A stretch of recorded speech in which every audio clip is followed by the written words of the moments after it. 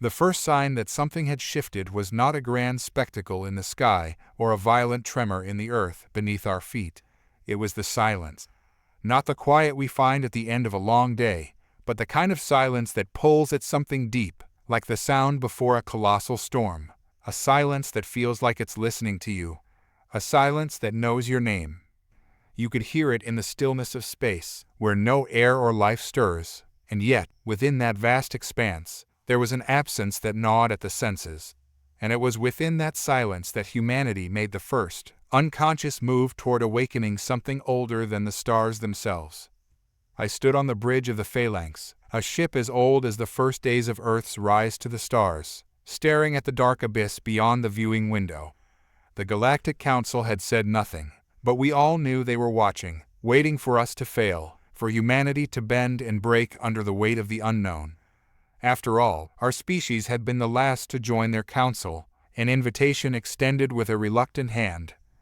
We were the unpredictable ones, the ones they couldn't categorize, that made them uneasy. But no one could have predicted what we would find beyond the thin line of human arrogance. Not even us. And when we did, it wasn't what we had been told. Nothing could prepare anyone for the quiet truth lurking beyond the comfortable narratives spun by the council. It began as an accident, really. We weren't supposed to be here, at the edge of what the council called the Forbidden Sector. Ironic, given how much of the universe they considered forbidden, as if they had ever possessed the right to claim dominion over the cosmos. This sector had always been a blind spot, an anomaly on their pristine maps, marked by warnings, ancient laws, and a kind of fear that the council could never fully explain. And now, here we were. A single human vessel, too curious for its own good, too reckless to obey, floating at the threshold of the unknowable. "Captain," came a voice behind me, breaking the silence that had settled over the crew. It was Vasquez, the navigator. His voice had that flat, almost mechanical quality we all developed after too many years in deep space, too many days of watching the stars pass by with no landfall. "We're receiving anomalous signals, strong enough to bend gravity in this sector." It was subtle at first, like a whisper at the edges of our perception. Something was there, just beyond our reach, a signal not meant for human ears, but one that nonetheless called to us. There was something about it, something alive in that transmission. It wasn't just data or noise, it was calling. I glanced at the crew. There was an unease that had settled over them like a second skin, each of them shifting, as if aware that we were standing at the edge of a precipice. I couldn't shake the feeling that something was observing us from beyond that dark screen of stars, but when I looked, there was nothing. Only that oppressive silence. But it was coming. You could feel it in your bones. "What's the source of the signal?" I asked, keeping my voice steady despite the creeping sense of dread crawling up my spine. Vasquez frowned, running his hands over the console, brow furrowed. "No known coordinates. It's old. Older than anything in our records." "How old?" "Pre-council old. Could be millions of years. Maybe more." I said nothing for a moment, letting the implications settle. We were standing on the precipice of something much bigger than us. Something ancient, untouched by any of the civilizations we knew. The council would have warned us. They would have said something if they knew about this, unless they had lied. "I want a closer look," I finally said. There was hesitation in the air, an unspoken question that hung between us all. Should we? But we were human, and curiosity, perhaps our greatest strength and greatest flaw, would never let us walk away from this without answers. The ship moved forward, and as we drew closer, the transmission grew louder, sharper. No longer a whisper, but a pulse, a rhythm, like the beating of a great heart. And then we saw it. At first, it was nothing more than a shape in the distance, a faint outline against the stars, too large to comprehend, its edges blurring into the void. But as we approached, its form became clearer, and what we saw defied everything we had been told about the universe. It was alive. A colossal creature, drifting in the abyss, as if asleep, its size beyond anything we had ever seen, spanning kilometers, its body made of material that shimmered between organic and something else entirely. Its form was both alien and strangely familiar, like an echo of something we had once known but forgotten. The crew fell into an eerie silence. No one spoke, no one moved. We all knew what we were looking at, even if none of us could admit it out loud. This wasn't just any creature.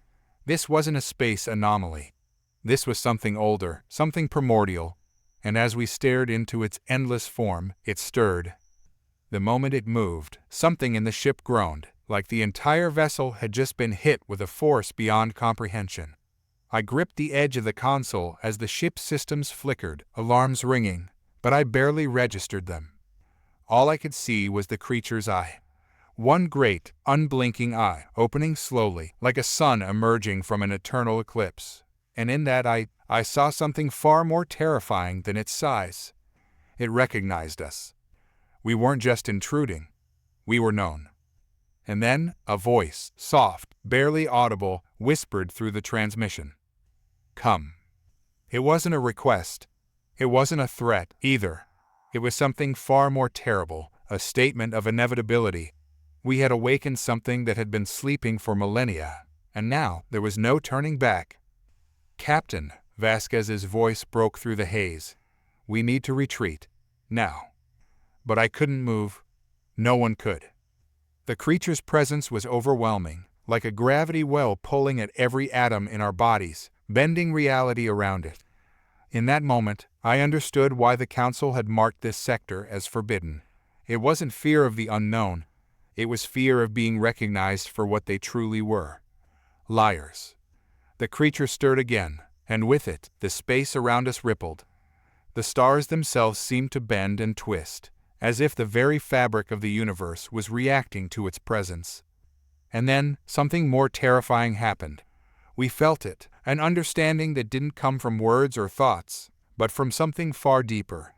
The creature was reaching out to us, not just through space, but through time, through existence itself. We were connected to it. In that instant, I saw the history of the universe, its birth, its death, its countless cycles of creation and destruction. And at the center of it all, these creatures, beings of immense power, stripped of their dominion, locked away in these monstrous forms by forces even they had forgotten. They had ruled once, not as tyrants, but as the very custodians of existence. And now we had awoken them. The crew around me gasped, some collapsing to the floor as the weight of the knowledge pressed down on them. But it wasn't over. This was just the beginning. The creature's eye closed, but its voice lingered, resonating in my mind, clear as day. "You are the ones we've waited for." The transmission cut out, and the ship went dark. We were left in that silence once again. But this time, it was not the silence of emptiness. It was the silence of something watching, waiting. And we had just become the center of a cosmic war that we couldn't even begin to comprehend. That's when the alarms started blaring. A cacophony of sound that broke through the thick atmosphere of dread that hung in the air. The ship jolted, lights flickering as we fell back into the reality we knew, the fragile, broken reality that now seemed even smaller than before. But there was no going back now. We had seen something, awakened something that had no place in the sanitized narratives of the Council. We were part of it now. And the universe, in all its unknowable expanse, would never be the same again. The creature's final words echoed in my mind as I turned to the crew, my voice steady but laced with the weight of everything we had just learned.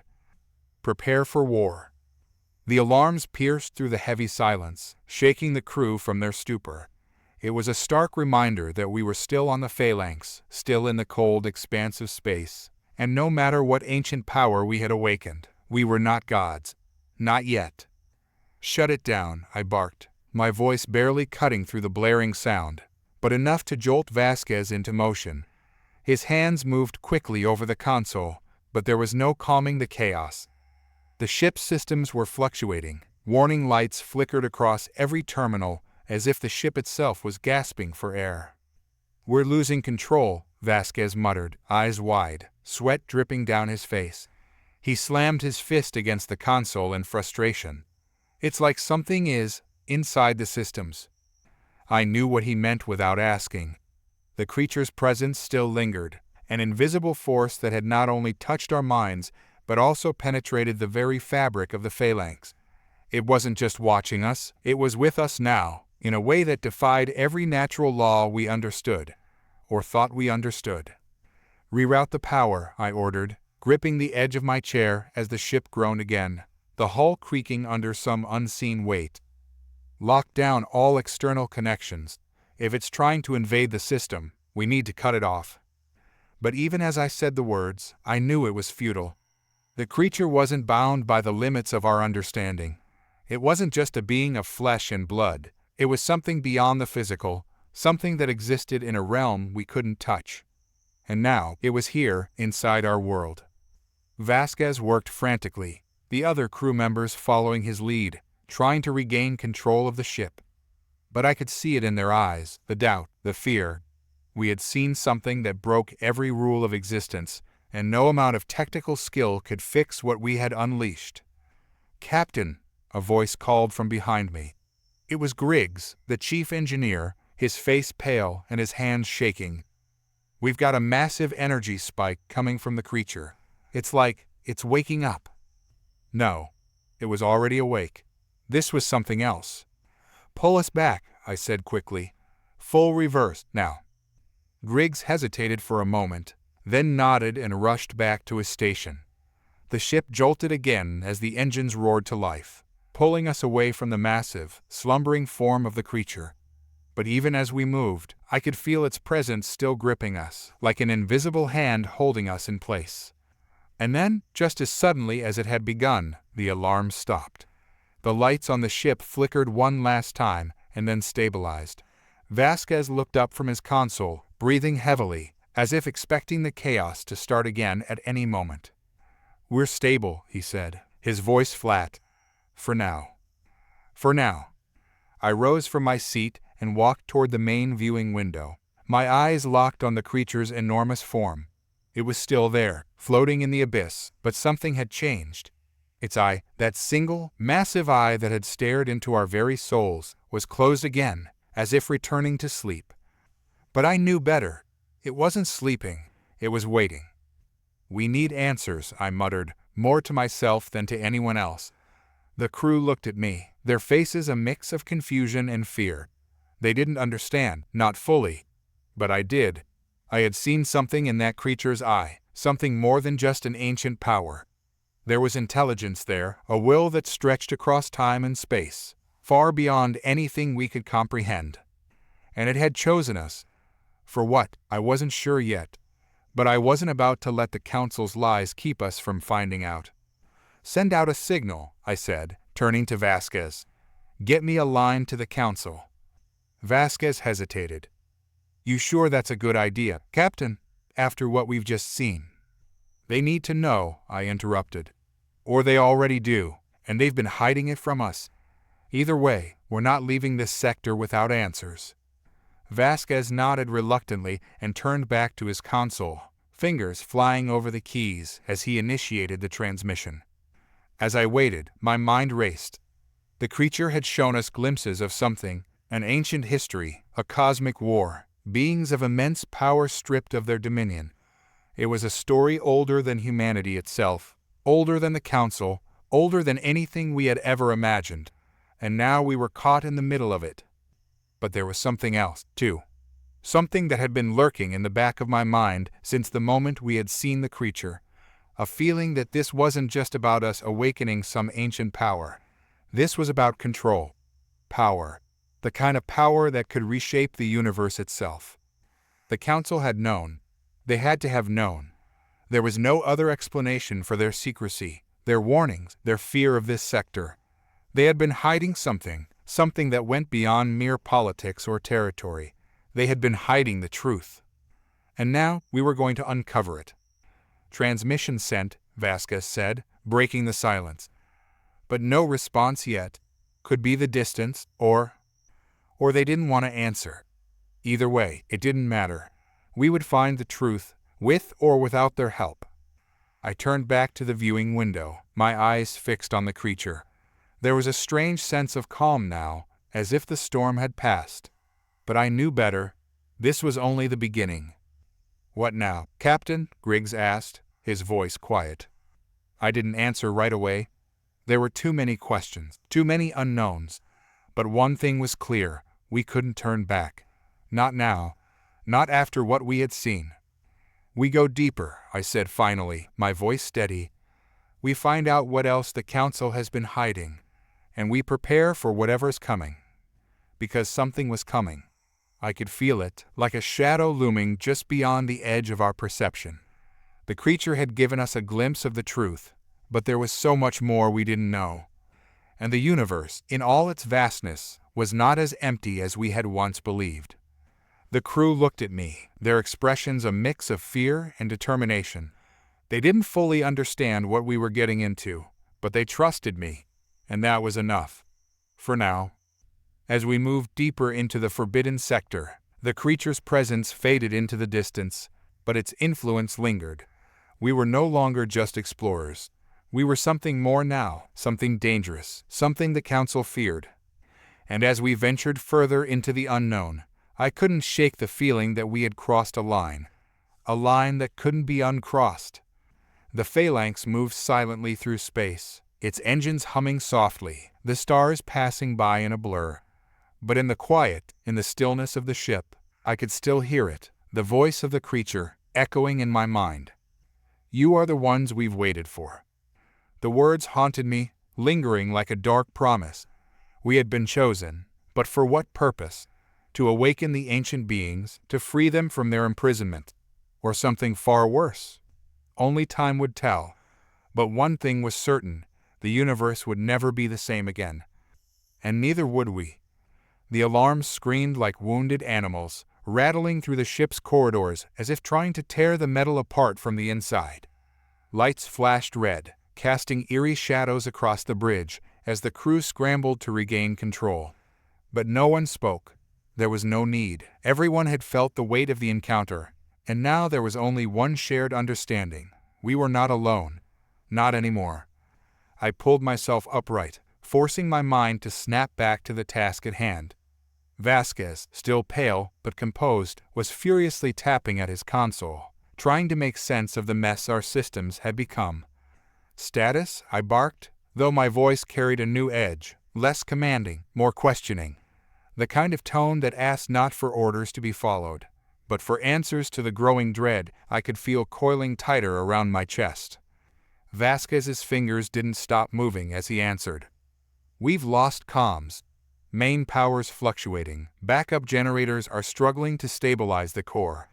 That thing, whatever it is, disrupted our whole system." The creature. I could still see it in my mind's eye. Vast, ancient, an impossible presence that defied everything we thought we knew about the universe. Not just a creature. A being. A mind so vast it felt like staring into eternity. And it had spoken to us. "You are the ones we've waited for." I couldn't shake the words. They clung to me, filling the spaces between my thoughts, pulling at my sense of reality. Waited for what? For war? For destruction? Or for something far worse? "Captain," the voice broke through the haze of my thoughts. It was Lieutenant Giant, eyes wide, his hand gripping the side of his station for support as the ship rocked again. "We're detecting movement from the entity. It's shifting course, heading directly for us." My heart lurched, the familiar burn of adrenaline surging through me. Evasive maneuvers. Get us the hell out of here, now. The crew sprang into action, each of them operating as extensions of the ship itself. They didn't need my commands anymore. Survival was instinctive. But as the ship lurched forward, its engines roaring to life, I felt it again. That presence, like a weight bearing down on us from all sides, pressing against the hull, against our minds. It wasn't letting go. "We're not breaking free," Vasquez shouted, eyes wide in panic. It's pulling us in. Gravitational fields too strong." "Reverse thrusters," I yelled, gripping the armrest of my chair as the ship groaned under the strain. "All power to engines. We need distance." The engines screamed in defiance, but the ship shuddered, held in place by forces we couldn't see or comprehend. This wasn't just gravity, it was something else. Something more primal, more deliberate. And then, the lights dimmed. The alarms fell silent. Everything stopped. For a brief, horrifying moment, I thought we were dead. That the creature had consumed us, swallowed us whole into whatever reality it inhabited. But as my vision adjusted to the low lighting, I realized the truth was far worse. We were trapped. Systems are frozen, Vasquez said, his voice barely above a whisper. We're being held in stasis. I forced myself to stand, feeling the weight of the situation crash down on me. What do you mean, stasis? We're not moving, Giant said, his voice trembling. Not in space. Not in time. It's like it's holding us in place. The silence that followed his words was suffocating. My mind raced, searching for some explanation, some way out of this nightmare. But there was none. We were caught in the grip of something far beyond our understanding, a force that bent the very fabric of existence to its will. And then the voice came again. But this time it wasn't a whisper. It wasn't distant or abstract. It was everywhere, filling the ship, filling my mind, pressing in on my thoughts until I couldn't tell where the voice ended and I began. You will understand. The crew froze, every one of them. Their eyes went wide, their bodies stiff, like they were locked in place by some unseen force. I could hear their breaths, shallow and quick, their minds racing, caught in the grip of something far more terrible than fear. I felt it too, that presence, pushing deeper into my mind, past the barriers I had built, past the defenses that had always been enough before. It wasn't just reading my thoughts, it was changing them, bending them, rewriting them. And in that moment, I saw it. I saw everything. The universe laid bare before me, stripped of its comforting lies and half-truths. I saw the creatures, beings so vast, so ancient, they had lived through the rise and fall of countless galaxies. Custodians of the very fabric of reality, they had once ruled with a purpose we couldn't comprehend. But something had happened. Something had broken them. And now, they were imprisoned, their once great forms twisted and bound by forces even older than themselves. And we, humanity, we were part of that prison. We had been created, not as masters of our own destiny, but as tools, as pieces in a game we had never known we were playing. The creature's voice boomed through my skull again, heavy with certainty. You were never free. The weight of it crushed me.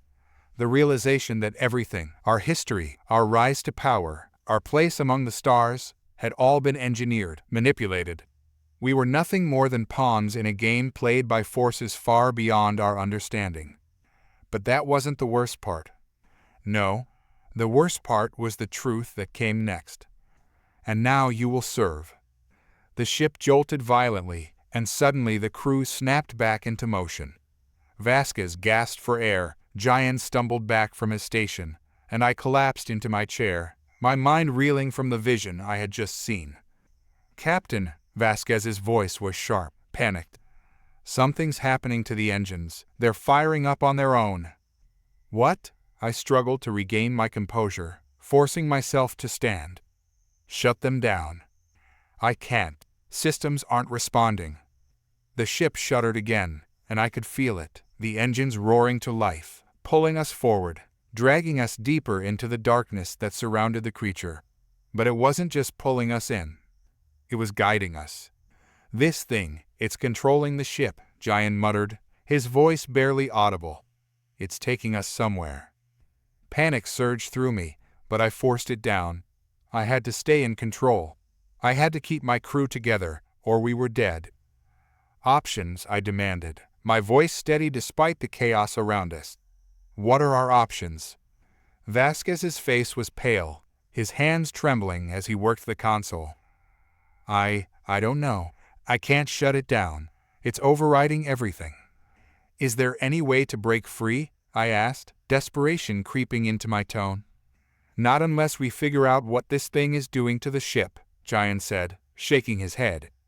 But whatever it is, it's not just physical. It's in the systems, in the ship itself. In the ship, in us. I gritted my teeth, forcing my mind to focus. We have to find a way to break the connection. Whatever this thing is, it's using the ship's systems to control us.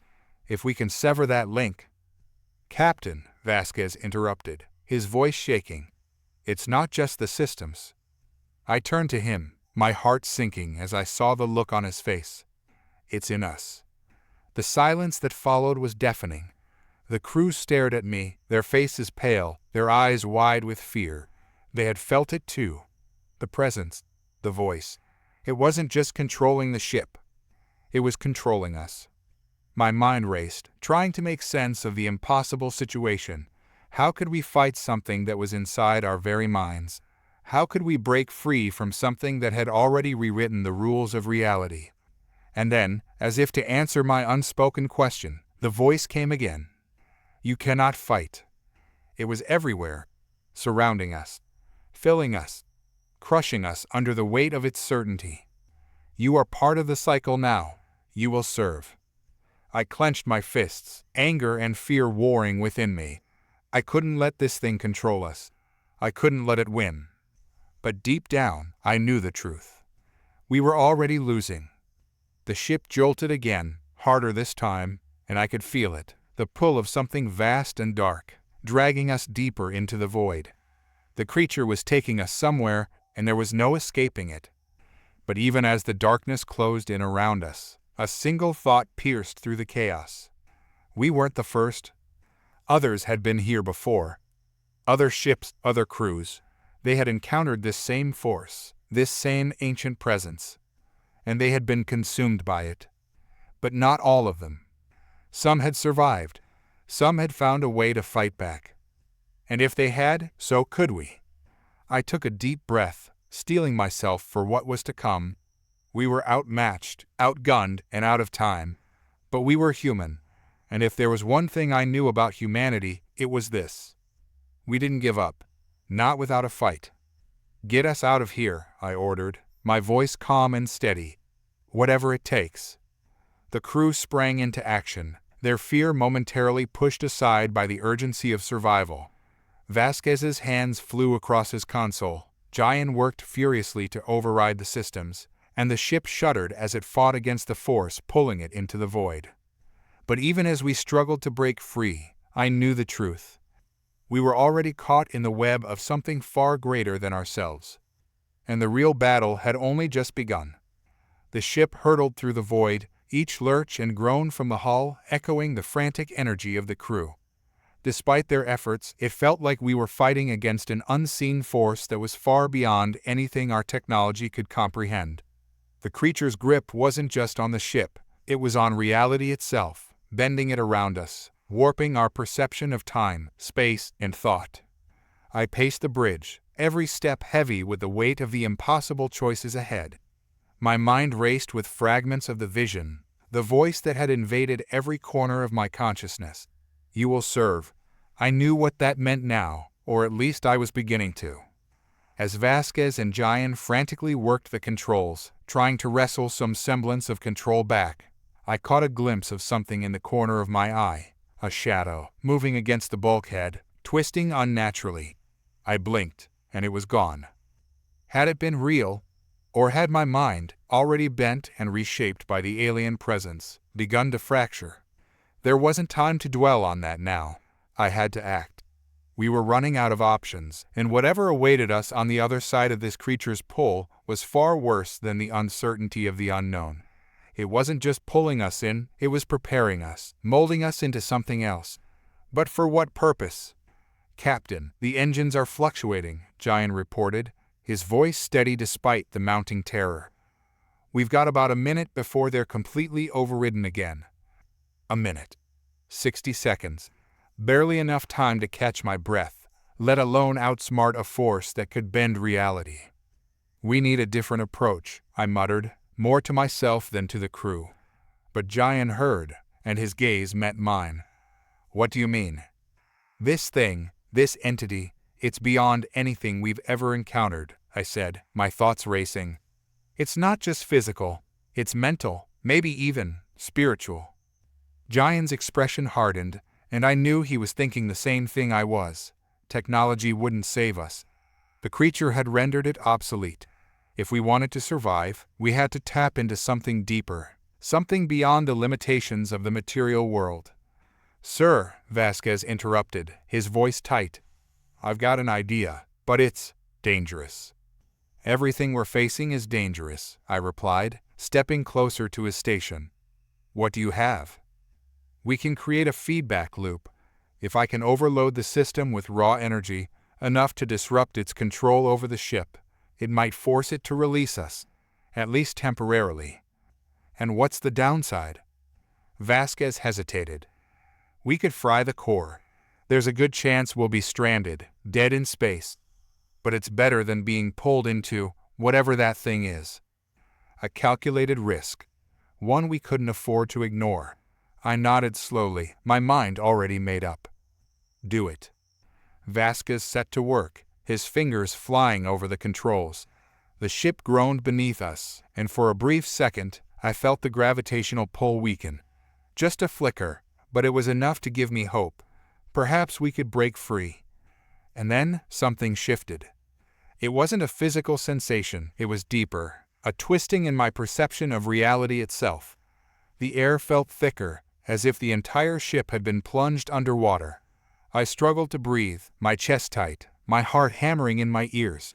Around me, the crew's expressions mirrored my own confusion, their eyes wide with the same dawning realization. The creature was here, inside the ship, inside us. "Captain," Giant's voice wavered, a rare break in his usual composure. "I think it's already begun." I felt it too. Something alien, ancient, pushing against my mind, prying at the edges of my thoughts, seeking entry. My vision blurred, reality distorting around me like a nightmare that had become all too real. I could hear the others gasping, clutching at their heads as the pressure mounted. We were not alone. Not anymore. A low, resonant hum filled the air, vibrating through the very structure of the ship. It was a sound that didn't belong in this world. Something that resonated not just in our ears, but in our bones, in our souls. It wasn't just a sound, it was a command. "Serve." I stumbled back, my hand gripping the railing for support as my mind reeled. Visions flooded in, flashes of worlds torn apart, galaxies consumed by darkness, the rise and fall of civilizations so ancient they had been forgotten even by the stars themselves. And through it all, there was one constant, the creature. Watching, waiting. It had seen it all, and now it was here for us. "Captain," Vasquez's voice cut through the fog, sharp and panicked. "The loop, it's working, but the core's destabilizing. We've got seconds before it blows." My mind snapped back to the present, to the immediate danger. If the core went, we were finished, whether by the creature's hand or our own. "Jettison the core," I ordered, my voice cold and firm. "We'll deal with the fallout later." Vasquez hesitated only for a second before nodding and activating the sequence. The ship shuddered violently, and for a brief, heart-stopping moment, I thought it was too late. But then, with a deafening roar, the core was ejected, spiraling away into the void. And just like that, the pull stopped. We were free. But the cost had been high. The ship was crippled, adrift in the darkness with no power, no engines, and no way of knowing how far we had been dragged from the nearest star system. The only sound was the labored breathing of the crew and the faint creaking of the ship's hull as it settled into the cold embrace of space. But the silence was short-lived. "You think you can escape?" The voice, deeper now, more insistent, pressed into my mind with a force that nearly brought me to my knees. I gritted my teeth, fighting back the rising tide of despair. I couldn't let it win. I wouldn't. "This is not over." And then, just as suddenly as it had begun, the presence retreated. The ship was still, the void around us eerily calm. But I knew, deep down, that this was only a reprieve. The creature had let us go. For now. "We need to assess the damage," I said, my voice hoarse, my body trembling with the aftermath of the mental assault. "Get the systems back online, and—" But before I could finish, the ship's emergency lights flickered back to life, casting the bridge in a dim, red glow. And there, standing in the doorway, was a figure. Tall, cloaked in shadows. Human, but not. It smiled, its eyes glowing with a dark, malevolent light that sent a chill down my spine. "Captain," it said, its voice a low, predatory purr. "We have much to discuss." The figure in the doorway didn't move, but its presence was suffocating. My breath caught in my throat as I tried to process what I was seeing. Every instinct screamed at me to run, to fight, to do something, but my body felt frozen in place. Whatever this was, this being, this thing, it wasn't just some manifestation of fear. It was real, and it had power. The dark eyes, gleaming with a strange, malevolent intelligence, locked onto mine. It was like looking into a well with no bottom, the kind of stare that makes you feel like you're falling, tumbling deeper and deeper, losing yourself in the process. And the smile, the cruel, knowing smile, wasn't one of kindness. It was hunger. "Captain," it repeated, its voice unnervingly calm, dripping with something almost playful. "We've been expecting you." Jian, his usually composed face pale with terror, took a step back, hand instinctively reaching for his sidearm. But I raised a hand, signaling him to stop. Shooting at this thing. A futile gesture. I could feel it in the air, a wrongness that told me bullets wouldn't make a difference. This wasn't just flesh and blood. This was something beyond human understanding. Beyond what we'd ever faced. "What do you want?" I forced the words out, trying to keep my voice steady. My mind raced, calculating every possible way out of this, but each thought hit a wall. This thing had manipulated space, twisted reality itself. It had hijacked our ship and our minds. What chance did we stand? Its smile widened, and for a moment I saw its teeth, sharp, glistening, not quite human. "What we always want," it purred. "Survival. Evolution." I swallowed hard. "And how do we fit into that?" "You're not the first to ask," it said, stepping forward into the dim light. The shadows clung to it, as if the darkness was part of its very being. "And you won't be the last. But you've already begun to understand, haven't you? The visions, the whispers, the bending of your fragile reality, we've opened your mind." The rest of the crew was silent. The only sound the faint hum of the emergency systems trying to bring the ship back from the brink of destruction. I glanced at Vasquez, who looked as though he were trying to comprehend an equation that made no sense, eyes darting between the figure and the controls. It was all too clear now. This wasn't just an attack. This was an infiltration, not just of our ship, but of our minds, our sense of self. It was manipulating more than just matter. It was tearing apart our very concept of existence. "We're not going to be your puppets," I growled, taking a step forward despite the overwhelming urge to shrink back from this thing. The figure's laugh was soft, almost condescending. "Puppets? No. You've misunderstood. We don't control. We don't dictate. We simply guide. You, Captain, have the potential to be so much more. This vessel," it gestured to the ship around us, "it's a cage, trapping you in limitations of your own making. Let me free you." Behind me, Jian muttered something under his breath. Something about this being a trick, a trap. He was right. I knew that. But there was something insidious about the way it spoke, like it was offering a truth that I had already begun to suspect. That maybe, just maybe, it wasn't lying. The creature, if I could even call it that, took another step closer. "Your kind has always resisted, always fought back against the inevitable. But look around you, Captain. Look at your crew. They're already beginning to see. The old ways won't save you. Technology won't save you. Only we can." I clenched my fists, trying to resist the pull in its words.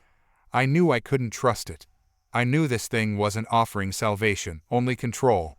But at the same time, it spoke with a certainty that made my chest tighten. What if it was right? What if we were holding on to an outdated idea of what it meant to survive in this universe? "You expect me to believe that?" I said, my voice shaking with barely contained fury. "That we're better off submitting to something we don't even understand?" The figure's smile never wavered. "Not submitting, Captain, joining." For a moment, the air on the bridge thickened, and I felt an almost electric charge, like reality itself was beginning to fold in on itself again. But this time, instead of fear, something else crawled into my mind. a temptation, a gnawing sense that maybe there was no other way out of this. Jian gripped the console tightly, his face a mix of terror and confusion. Vasquez glanced at me, waiting for orders. I could feel it in the air. Everyone was questioning their next move. The ship was crippled, and even if we fixed it, we had no guarantees of escape.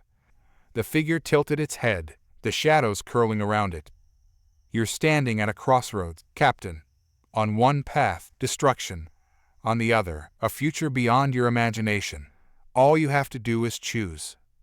I felt the pressure mounting in my skull again, the vision of galaxies burning, civilizations lost to the void flashing in and out of my mind. Was this fate? Was this the end of the line? Or was it the beginning of something new, something darker? I couldn't think straight. Every instinct screamed at me to resist, to fight. But there was something else too, something deep inside whispering that maybe this was how it had always been meant to end. That this wasn't about survival anymore, but transformation. "You want us to evolve," I whispered, barely able to get the words out. "Yes," the figure said, its voice low and resonant. "And all it takes is for you to let go of the past. Let go of your human limitations. Let go of fear." I hesitated, the weight of the moment crushing down on me. Around me, the crew was watching, waiting for my decision, for the call that would decide our fate. But as the figure's words echoed in my mind, I felt something shifting deep inside. Something inevitable.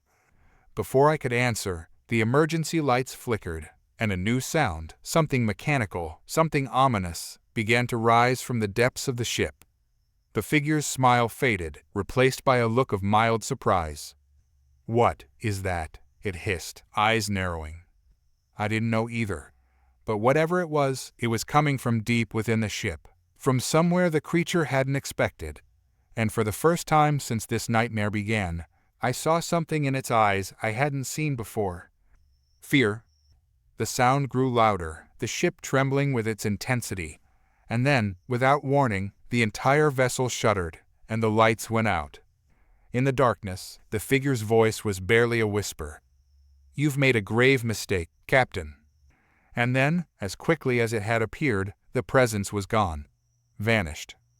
But something else had awakened in its place. Something far more dangerous. The ship groaned under the weight of whatever force was now gripping it. Something primal, something unexpected. I had barely recovered from the presence that vanished moments ago, leaving a gaping emptiness in its wake. My mind was frayed, and the crew, Jian, Vasquez, were as shaken as I was. But now there was no time to process what had happened.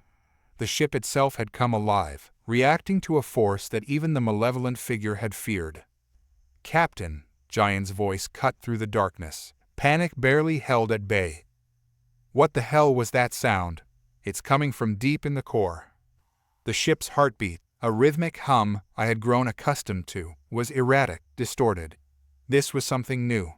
I gripped the armrest of the captain's chair, trying to ground myself in the chaos. The emergency lights flickered again, dim red casting the bridge in an almost hellish glow. "I don't know, Jian," I admitted, scanning the readouts on the flickering displays. "But whatever it is, it's not something that thing expected." Vasquez was already at the console, hands moving quickly across the controls. "It's coming from Deck 12, Captain. We need to isolate the power systems, or this thing might take out the ship completely." "No." I stood, the gravity of the moment anchoring me. "We don't know what we're dealing with. This could be our only chance."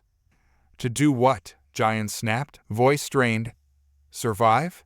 We're barely holding it together as it is." He wasn't wrong. The ship was hanging by a thread, and I could feel the tension in every creaking metal plate. But deep down, there was something about this that felt right. As if the ship was responding to a new command, something that wasn't human or alien. Something else entirely. "Let's go see," I said, my voice quieter now, a whisper that carried an unspoken finality. The others hesitated but followed, loyalty to their captain outweighing the fear that had been planted in each of our minds. The journey through the ship was like descending into an ancient crypt. The corridors were dim, the familiar sounds of the ship replaced by an unsettling silence. punctuated only by the occasional groan of metal under unseen forces. I kept my hand near my sidearm, though I doubted it would be of any use. As we neared Deck 12, the temperature dropped noticeably, and the walls seemed to warp and shimmer. Reality itself felt pliable here, as though the rules of physics were fraying at the edges. "What the hell is this?" Vasquez whispered, his voice shaky. "It's not the ship," I replied, feeling that same pull in my chest, the one that had tugged at me when the figure had spoken. But this time, it wasn't an external force. It was internal. Something waking up inside me, urging me forward. We reached the door to the core chamber, the source of the strange sound, and stopped. The hum was louder here, more insistent, as though something massive and ancient was stirring behind the thick metal barrier. I took a breath and placed my hand on the door's control panel. The door slid open with a hiss, revealing a sight that sent a jolt of fear through me. The core chamber was vast, a cavernous room filled with intricate machinery that kept the ship running. But now, suspended in the air above the core, was something else, a dark, swirling mass of energy, pulsating with an almost sentient rhythm. It was alive, but not in the way we understood life. This was something beyond biology, beyond technology. Giant took a step back, hand over his mouth. What is that?" I stared at the mass, feeling its pull, its hunger. It was both terrifying and mesmerizing, a paradox of destruction and creation. In that moment, I understood. This wasn't just an energy source. It was a force of evolution, something that had been lying dormant within the ship, waiting for the right moment to awaken. The figure's words echoed in my mind. "Let me free you." "This is what it was afraid of," I whispered. "This is what it didn't want us to find." Vasquez edged closer, his gaze locked on the swirling mass. "Captain, we need to leave. Now. This thing, it's not safe." But I couldn't move. There was something in the energy, something familiar. It was as though I had seen it before, in the visions, in the cracks of reality that had begun to fracture since we encountered that presence. This energy wasn't just random, it was communicating, reaching out to me, offering something. A choice. I stepped forward, feeling the heat radiating off the core as I got closer.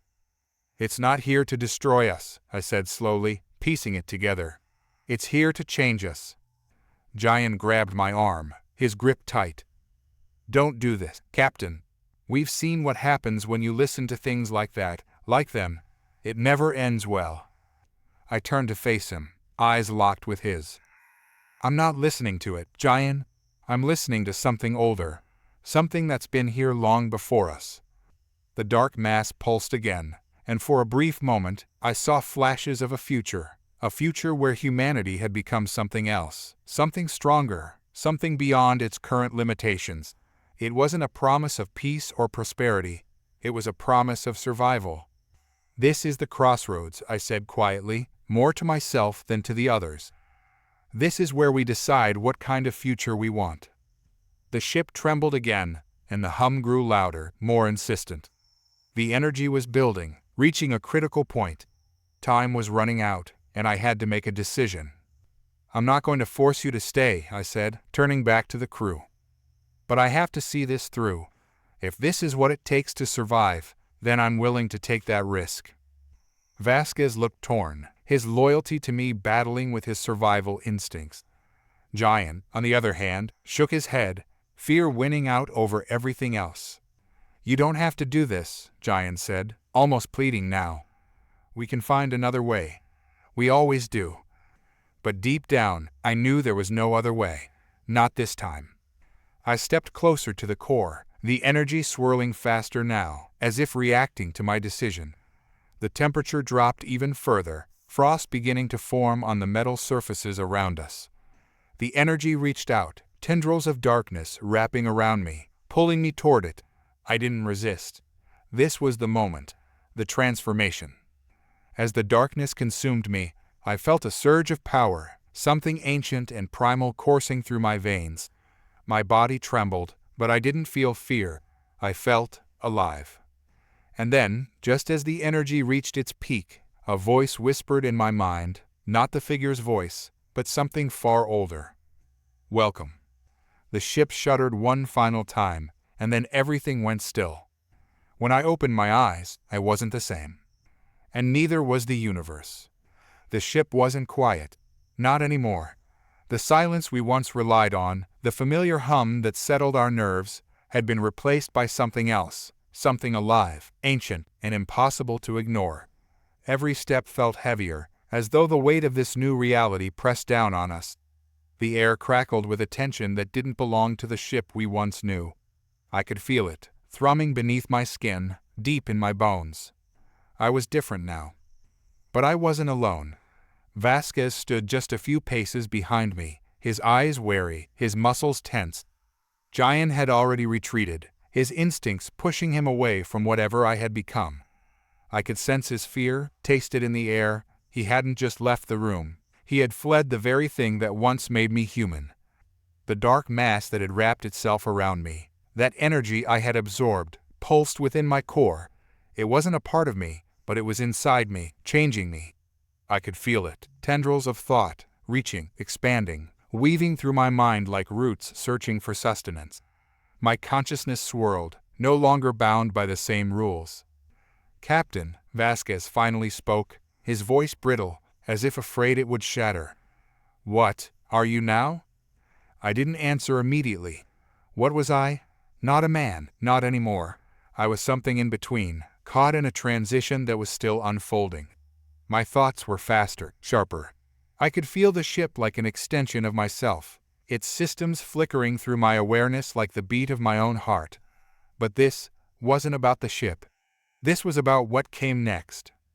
"I don't know yet," I admitted. The words hung heavy between us, their weight pressing against the walls of the chamber. Vasquez took a step closer, hesitating only a moment before asking, "Do you still recognize us?" I turned to look at him, and for the first time, I realized just how different I truly was. His outline was sharper, more defined, but I could see beyond the physical, beyond flesh and bone. There was a flicker of something else within him, a light, fragile and uncertain. It wasn't something I could see before, but now it was impossible to ignore. His fear, his doubt, his loyalty, they were like threads woven into the very fabric of his being. I could reach out and touch them if I wanted to. "I do," I said, though the voice that came from my lips was slightly off. There was a reverberation beneath the sound, an echo of something more than human. "Then what do we do now?" he asked, his grip tightening on his weapon. The metal creaked under his fingers, as if he still believed that it could save him from whatever this had become. I glanced back toward the swirling energy in the core, still pulsing with that sentient rhythm, calling to me. "We find out what this is." "This?" Vasquez took another step, his expression darkening. "Captain, you already said it's here to change us. You can't seriously be thinking of letting this thing loose." "I'm not thinking, Vasquez," I replied, the words spilling out before I could stop them. "I'm feeling. This force, this energy, it's not just another threat. It's a catalyst." "A catalyst for what?" he demanded, his voice rising, the fear clear now. I turned fully to face him, my eyes locking onto his. The air between us felt charged, as though the very space we occupied was thick with unseen energy. "For evolution, for survival." Vasquez's expression twisted into something unreadable, torn between disbelief and horror. "Survival or extinction?" "I don't know," I said honestly, "but we're at the edge of something new, Vasquez. We either move forward or we get left behind." He took a step back, shaking his head. "This isn't moving forward. This is madness." The ship groaned again, the walls shuddering as if to remind us of the power we were toying with. I felt it too, the pull, stronger now, demanding something more from me. The transformation wasn't over. "We can't go back," I said softly, more to myself than to him. But Vasquez wasn't listening anymore. His fear had won. "This isn't what we signed up for, Captain." Before I could respond, the ship lurched violently, throwing us both off balance. A deep, resonant hum filled the air, the kind that made your teeth rattle in your skull. The lights dimmed to a near blackout, leaving only the faint red glow of emergency indicators to light our path. Vasquez scrambled to his feet, his weapon trained on the shadows around us as if expecting the ship itself to attack. "It's here," he whispered, and I could hear the dread in his voice. I felt it too. The presence we had unleashed was growing. It was no longer just contained within me. It was seeping into the ship, melding with it, becoming part of the structure. The walls, the floor, the very air around us, it all pulsed with a dark, alien vitality. But this wasn't an attack. This was a transformation. Suddenly, a voice, not mine, echoed through the ship's comms, a voice that seemed to come from everywhere and nowhere all at once. It wasn't the figure we had encountered before. It was something far older, far more dangerous. "We have been waiting," the voice intoned, deep and resonant, filled with a weight that sent shivers down my spine. "For eons, we have watched. Now, you are ready." "Ready for what?" Vasquez shouted, his voice hoarse with desperation. "To ascend," the voice replied simply. The ship shook again, this time more violently, as though something was tearing at the very fabric of space around us. I could feel it now, the energy, surging through me, through the ship, through everything. It was building toward something. I turned to Vasquez, feeling the weight of the choice that lay before us. "We either embrace this," I said, "or we're lost." Vasquez's eyes were wild, his grip on his weapon trembling. "Captain, The ship's hull screamed in protest as the very laws of reality seemed to warp and twist. Time was running out. "Make your choice," I said, my voice calm despite the chaos around us. Vasquez hesitated for just a moment longer, then slowly, he lowered his weapon. His eyes met mine, and in that moment, I knew he understood. There was no turning back. The ship groaned one final time, and then everything fell silent. In the stillness, I felt the final piece of the puzzle click into place. The energy surged forward, enveloping us both, pulling us into its dark embrace. The ship, the crew, the universe itself, everything was about to change. And as the darkness consumed us, the voice whispered again, its words chilling and thrilling in equal measure. "Welcome to the new age." And then there was nothing. Except the future, waiting. The blackness wasn't empty. It never was. I could feel it now, pulsing, alive, pushing against the walls of my mind like a vast ocean. Every fragment of my being, every thought and sense I once held onto was being submerged under its weight. I wasn't drowning, I was being rewritten, and that was the most terrifying part. But I wasn't alone in this darkened infinity. Vasquez stood beside me, his form flickering under the faintest light, a residue of something that should no longer exist in this space. His face, a blend of fear and uncertainty, had lost its sharpness, as if reality was fraying around him. He wasn't ready for what we were stepping into. Hell, neither was I. "We're alive?" His voice barely rose above a whisper, as if the act of speaking would disturb the darkness that enveloped us. "For now," I replied, my voice distorted. The words weren't just mine, they reverberated, threaded with something far older, far more dangerous. We had survived the ship's transformation. Barely. But the ship, it was no longer what it once was. It was us, and we were it, a single entity, woven together by this dark energy.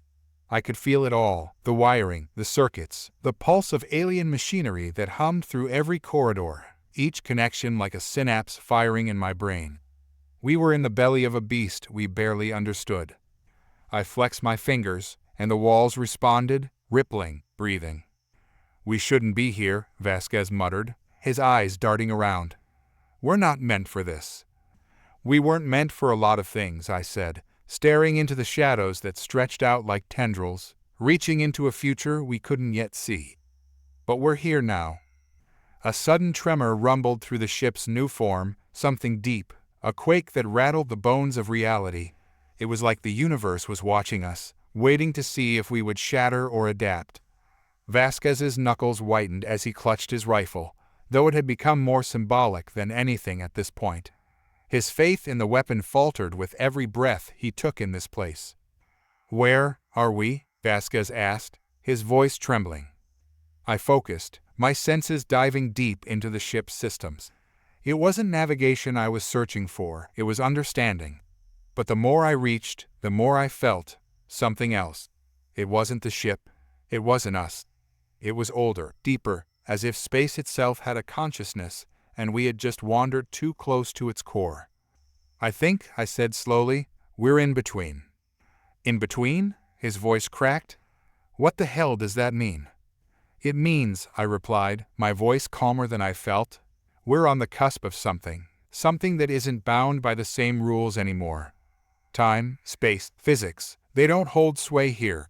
Not fully. Then why are we still, us? Vasquez asked, his breath coming faster now, like he was bracing for something terrible. Why haven't we changed? I felt it in my chest, that growing tide of energy, like the floodgates of a dam about to burst. We are changing, I said, my words thick with the weight of realization. Just not all at once. Another pulse. This one stronger. It rippled through my mind, brushing against something deeper, memories, thoughts, all warping under its touch. My past, my identity, they were blurring, unraveling like threads pulled from a tapestry I didn't control. But it wasn't tearing me apart. It was weaving me into something else, something more. I turned toward Vasquez, locking eyes with him. This place, this force, it's rewriting us. It's not about survival anymore. It's about what we're going to become. He stepped back, shaking his head. We didn't ask for this. We're soldiers, damn it. We signed up to protect, to fight, not to. His voice trailed off as he gestured vaguely at the pulsating darkness around us. Not this. And what if this is the only way to survive? I asked, my voice sharper, cutting through the thick air between us. What if the universe has been preparing us for this, and we just didn't know it? Vasquez stared at me, his disbelief palpable. You sound like one of them now. Them. The others. The beings we had first encountered before the ship changed. Beings of energy and thought, not bound by the limits of flesh. They had whispered to us, promised us something more, something beyond the human condition. And now, I was starting to understand what they meant. But Vasquez wasn't there yet. You still think this is a choice? I asked, stepping closer. You think we can just walk away from this? We're not in control anymore? We're part of something bigger, something that's been unfolding for eons. And what if we refuse? Vasquez's voice was steady, but his eyes betrayed him. What if we fight back? I could feel the darkness pressing in on us, tightening like a noose. Then we die. The ship shuddered again, more violently this time, as if responding to my words.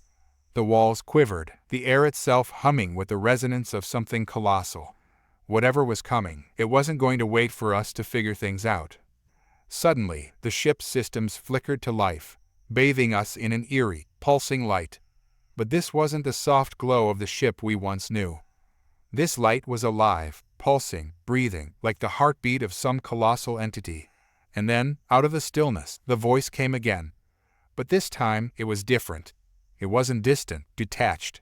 It was inside my head. You are ready. I gasped, my body locking up as the words reverberated through my mind, shaking me to my core. It was like the very fabric of my existence had been torn open, and something vast, something ancient, was staring into me. But it wasn't hostile. It was curious. Vasquez must have heard it too. He staggered, clutching his head, his face twisted in pain. What the hell is that? He gasped. It's them, I whispered. The ones who've been watching. They're reaching out. To do what? He demanded, his voice hoarse. To see if we're worthy. The ship lurched, reality bending around us as the darkness grew thicker, more tangible. I could feel the force closing in, pushing against the boundaries of what we knew. And then, without warning, we were pulled forward into the void. It wasn't like any form of travel I'd ever experienced. There were no stars, no light streaking by. Just the overwhelming sense that we were moving through something alive. The ship groaned, its form warping and twisting as the energy surged through it, through us. And then we stopped. Suddenly, the darkness parted, and before us was a vast, swirling vortex, an anomaly in space, unlike anything we could have prepared for. It was massive, stretching out beyond the ship, beyond the horizon of what my mind could even comprehend. It was like staring into the abyss, and the abyss was staring back. But this wasn't just an anomaly. It was alive. Step forward. The voice echoed again, louder this time, more insistent. It wasn't just a command, it was an invitation. Whatever lay beyond that vortex, it wanted us to join it. Vasquez was shaking his head, backing away. No. No way. We can't go through that. We don't know what it is. We don't have a choice, I said, my voice cold, distant. This is what we've been brought here for. This is what they've been waiting for. And you're just going to trust them, he asked, his voice filled with desperation. You're just going to walk into whatever the hell that is. I turned to him, my gaze steady. Do we have another option? He hesitated, his eyes darting between me and the swirling mass before us. The tension in the air was suffocating, pressing down on us, demanding a decision. Then, without another word, I stepped forward. As my foot touched the edge of the vortex, the energy surged, wrapping around me like a tidal wave, pulling me in. I could feel it tearing at me, pulling apart the last remnants of what I once was, stripping away everything that had been human. But it wasn't destruction, it was transformation. The vortex consumed me, its energy tearing through every fiber of my existence, unraveling me in ways I never knew possible. It wasn't just physical, it was something deeper, more primal, as if my very essence was being reprogrammed by forces beyond my understanding. The sensation was indescribable, neither pain nor pleasure, but a complete dissolution of what it meant to be human. Yet, in that dissolution, there was clarity. I wasn't being destroyed. I was being reborn, reassembled into something more. Something capable of understanding the depths of this new reality we'd been thrust into. My memories, my fears, my desires, they all floated in the void, swirling around like dust particles caught in a gravitational pull, being reshaped into something unfamiliar yet undeniable. And then it stopped. I stood on what could only be described as a precipice between worlds. The void around me shifted, pulsing with raw energy, as if the universe itself was holding its breath. For a moment, everything was still, eerily quiet, before the air crackled with the presence of something else. Something older. Something that had been watching us long before we even knew it existed. You are incomplete. The voice was no longer a distant whisper.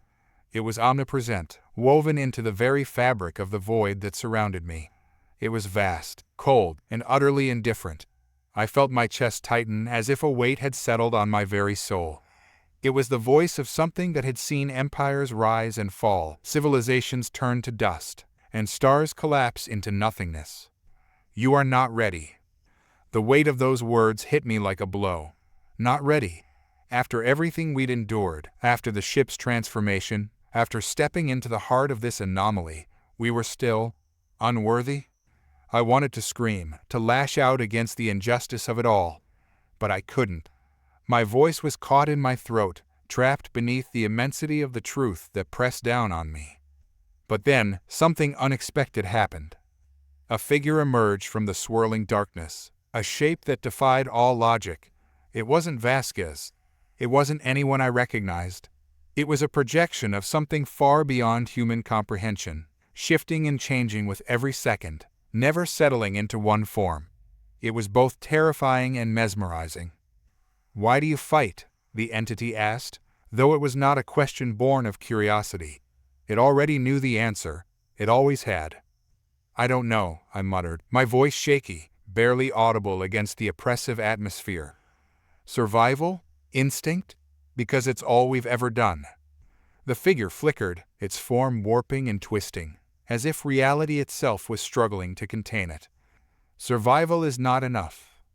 I could feel my thoughts unraveling, pieces of myself slipping away like grains of sand through my fingers. What was I becoming? Was this all part of their plan?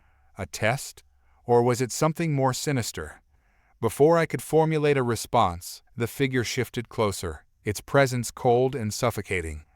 The air around me thickened, filled with the weight of eons of knowledge I wasn't ready to understand. My brain felt like it was on the verge of imploding, the sheer magnitude of what was being thrust upon me too much to bear. Suddenly, an image flashed before my eyes. Planets, entire star systems, torn apart by the same force we were now tangled with. Whole civilizations reduced to nothing, their histories erased, their future wiped clean. And yet, at the center of it all, was a single, unshakable truth. You cannot evolve without sacrifice. Sacrifice. The word rang in my head, resonating with a profound significance I couldn't quite grasp. Was that what this was all about? Was the destruction we'd witnessed the cost of ascension, the price for something greater than we could ever imagine? The entity loomed closer, its voice threading through my mind, pulling apart the remaining fragments of what I once was. You are still bound by your human limitations, your fear, your hesitation. You must let go. And then I understood. The darkness, the void, the transformation. It wasn't an invasion. It was an invitation. The universe wasn't rejecting us. It was offering us a chance to become something more, to transcend the petty boundaries of flesh and bone, time and space. But to do that, we had to surrender everything we once held on to, everything that made us human. Let go, I whispered, the words barely escaping my lips. My hands trembled as I realized the magnitude of what was being asked of me. But could I do it? Could I truly abandon the last remnants of who I was? What would be left of me if I did? Vasquez's voice suddenly cut through the haze, sharp and urgent. No, don't listen to it, he yelled, his voice strained with desperation. I hadn't even realized he was still there, watching this unfold. His eyes were wide, frantic. We're not them, he spat, his voice cracking with defiance. We're not some cosmic experiment. We're human. We fight. We survive. We don't just give in. The figure shifted its attention toward him, its form pulsating with an almost amused curiosity. Humanity has always fought, and always lost.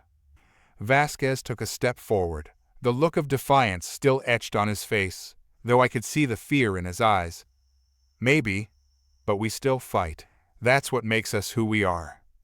The entity remained silent, its form shifting, warping in response to his words, and for the briefest of moments, I saw something change in it, something like respect. Perhaps that is why you are not yet ready. The air around us crackled, the void pulsing with an intensity that made my skin crawl. Vasquez held his ground, his hands clenched into fists, his body taut with the tension of the confrontation. Then, without warning, the entity flickered and disappeared, leaving us alone in the void once more. The silence was deafening, oppressive, as if the entire universe was holding its breath, waiting for something to happen. And then it did. The vortex before us began to pulse, its energy growing stronger, more chaotic. The ship shuddered, the walls trembling as if reality itself was being torn apart at the seams. I could feel it, the pull, the inevitability of what was coming. We have to go, I said, my voice barely above a whisper. Vasquez shot me a look, his eyes filled with a mixture of fear and determination. Go where? I pointed toward the vortex, my hand shaking. Through there. He hesitated, his eyes narrowing. You can't be serious. We don't have a choice, I said, my voice steadying as I spoke. This is what it wants. What they've always wanted. We can't fight it. Not anymore. For a moment, Vasquez looked like he was going to argue, to refuse. But then, with a heavy sigh, he nodded, his shoulders slumping in resignation. Fine, he muttered. But if this gets us killed, I'm blaming you.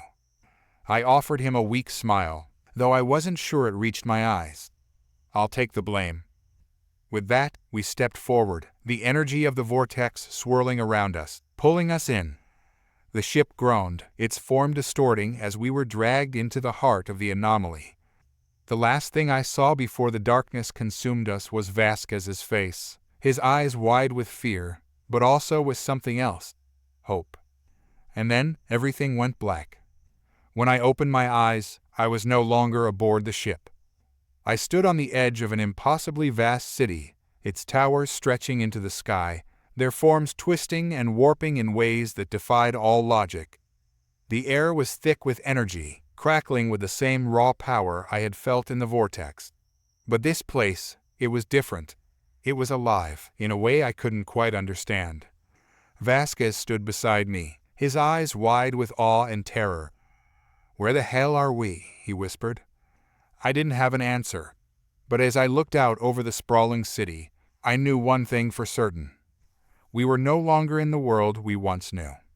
We had crossed a threshold, stepped into a reality where the rules of the universe no longer applied, where time and space were mere suggestions, and the only law was the will of those who controlled it. And somewhere, deep within the heart of this place, I could feel it watching us. The city was alive. As I stood on its edge, staring into the impossible spires and structures that defied the very laws of nature, I could feel it, everything.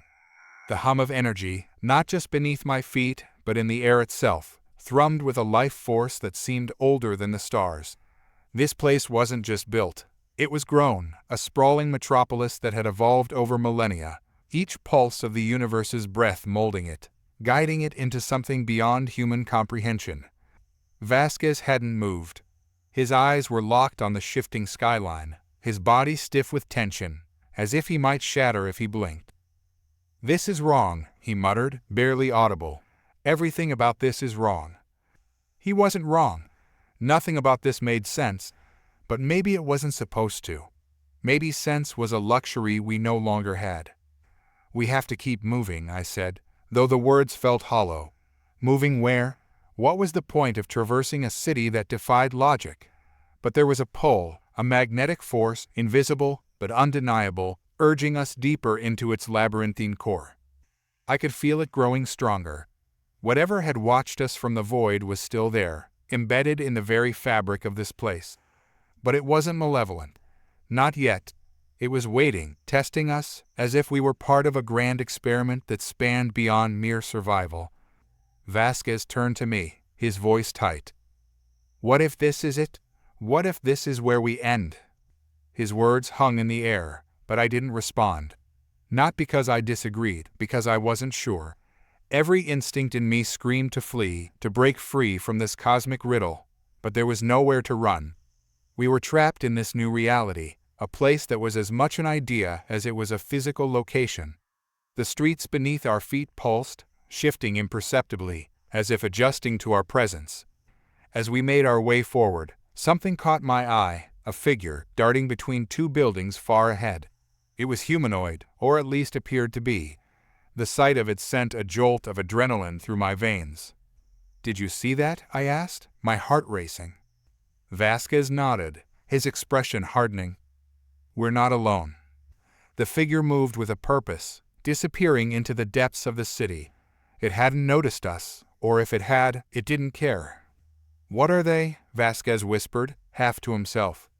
"Inhabitants, or something worse?" We didn't have time to figure it out. Without a word, we pushed forward, skirting the shadows of the towering structures that loomed over us like sentinels. The closer we got to the heart of the city, the more the environment changed. The air grew denser, as if the city itself was breathing, exhaling something ancient, something alive. "Stop," Vasquez said suddenly, grabbing my arm. I halted, looking at him, but his attention was focused ahead. There, at the base of one of the larger spires, stood another figure, but this one was different. Larger. Its skin shimmered in the dim light, and it moved with a fluidity that didn't belong to anything born of flesh and bone. It turned toward us, eyes glowing like embers in the darkness. "Is it?" I started, but the words died in my throat. The creature tilted its head, studying us, then stepped forward. Its form was indescribable, as if reality was struggling to decide how it should look. The very space around it bent and warped, and a low hum vibrated through the air. "Stay back," Vasquez warned, though his voice betrayed his fear. The creature didn't respond, at least, not in any way we understood.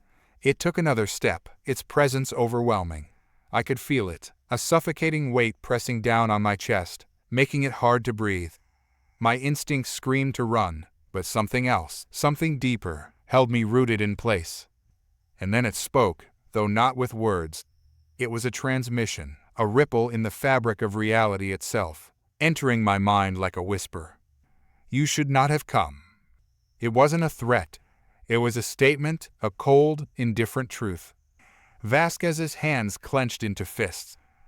We didn't choose this, he spat. We were dragged into it. All beings are drawn to what they do not understand. There was no emotion in the message, just a calm, detached observation. The creature's glowing eyes burned into me, and I realized it wasn't speaking to Vasquez, it was speaking to me.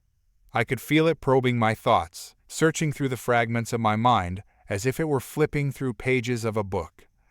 What do you want from us? I asked, my voice shaking. The creature's form shifted again, and for a brief moment, I thought I saw something familiar in its movements, something almost human. But then it dissolved back into its impossible shape. You are unfinished. The words echoed in my mind, resonating with a truth I didn't want to acknowledge. We were unfinished, incomplete, lost in a universe far beyond our comprehension. But was that the point? Were we meant to remain this way? Or was there something more to this place, something we hadn't yet grasped? Before I could ask, the creature turned and vanished into the shadows, leaving us standing there, breathless and uncertain. What the hell was that? Vasquez demanded, his voice shaking with anger. What does it mean, unfinished? I didn't have an answer, but I knew one thing, we had to keep moving. Whatever was waiting for us deeper in the city, it wasn't going to reveal itself until we were ready. And we weren't ready yet, not by a long shot. The further we went, the more the city began to change.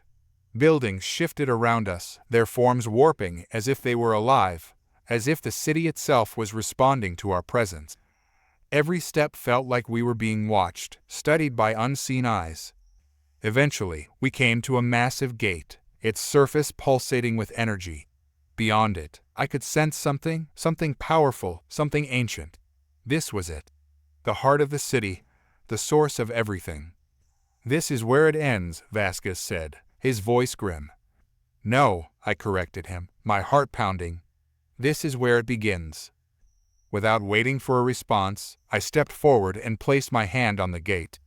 The energy surged through me, a violent shock wave that sent my mind spiraling.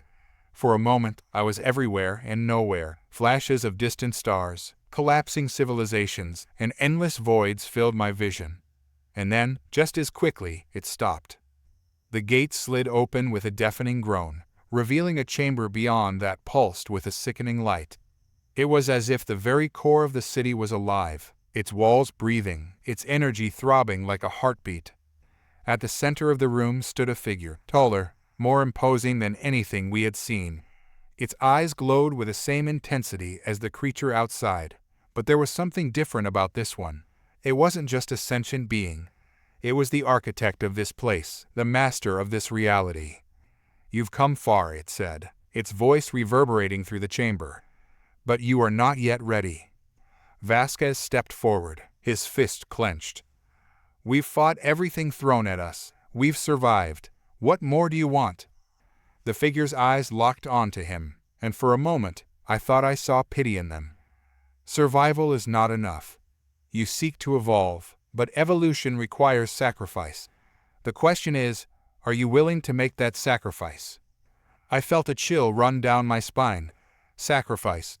The word echoed in my mind, carrying with it a weight that I wasn't ready to face. What would we have to give up? Our humanity? Our very souls? The figure stepped closer, its presence overwhelming. To transcend, you must shed what binds you. Fear, anger, pain.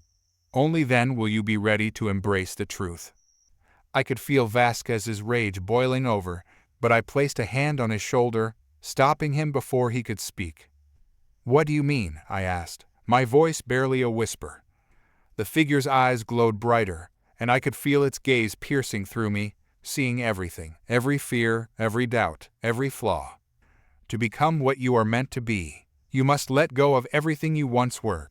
Only then will you find the power to reshape the universe. My heart pounded in my chest. Was that it? Was that the choice? To abandon everything that made us human in exchange for something greater, something beyond? The chamber pulsed one final time, and then everything went dark. But we were not the same. Not anymore. The city had become something else entirely. After the pulse of energy that surged through me when the gate opened, the world warped. It wasn't just a shift in the surroundings. It was as if the very concept of space had changed. The city bent and twisted around us, not like a living organism, but like a machine, mechanical and precise. Except this machine didn't care about logic or function. It was something more sinister, something beyond comprehension, operating on rules that slipped between the gaps of reality. Vasquez was silent beside me, his earlier anger having drained into something darker, resignation, maybe. But it wasn't fear, it was deeper than fear. It was the understanding that we had stepped into something that didn't care whether we made it out alive. This place was indifferent, and that indifference was what made it terrifying. The figure at the center of the chamber hadn't moved since its cryptic words. It stood still, watching us, eyes glowing with a light that seemed to pierce through everything. I could feel it examining us, not just physically but mentally, as if searching for the flaws in our very being. "You must let go," it repeated, its voice low but somehow echoing across the chamber. "Everything that binds you. Only then will you see the truth." Vasquez clenched his fists again, but he didn't move. His eyes darted to me, searching for an answer, but I didn't have one. There was no answer. Only questions that didn't seem to matter anymore. In a place like this, questions were a distraction, something to keep you tethered to a reality that no longer existed. I took a step forward, feeling the weight of the city press down on me. Each breath felt heavy, as if the air itself was thick with some unseen force. "What truth?" I asked, my voice barely a whisper. The figure tilted its head slightly, its glowing eyes narrowing. "The truth of what you are, what you could become." There was a flicker of something in its voice, something almost familiar, but it was gone before I could grasp it. The figure stepped closer, its presence overwhelming. I could feel it pressing into me, probing deeper into my mind, sifting through memories and emotions like pages in a book. "We have fought," I said, my voice steadier now. "We've survived. But what are we supposed to become? What do you want from us?" The figure's form shifted again, its body twisting in a way that defied logic. "You think survival is the end," it said. "But survival is only the beginning. What comes next is evolution, and evolution requires sacrifice." Sacrifice. There it was again. The word echoed in my mind, carrying with it a weight that made my chest tighten. What was it asking us to give up? Our humanity? Our souls? Everything that made us who we were? I didn't know if I could do that. Vasquez took a step forward, his fists still clenched. "Sacrifice," he spat. "We've sacrificed everything just to make it this far. You want more? What else do you want us to give up?" The figure's eyes glowed brighter, and I could feel its gaze boring into us. "You are incomplete. Your survival is incomplete. You cling to what you were, to the past. But the past is gone. There is only the future, and the future requires you to let go of what binds you." I could feel the tension building in the air, the weight of the moment pressing down on us like a physical force. Vasquez's anger simmered just beneath the surface, but he didn't act. Not yet.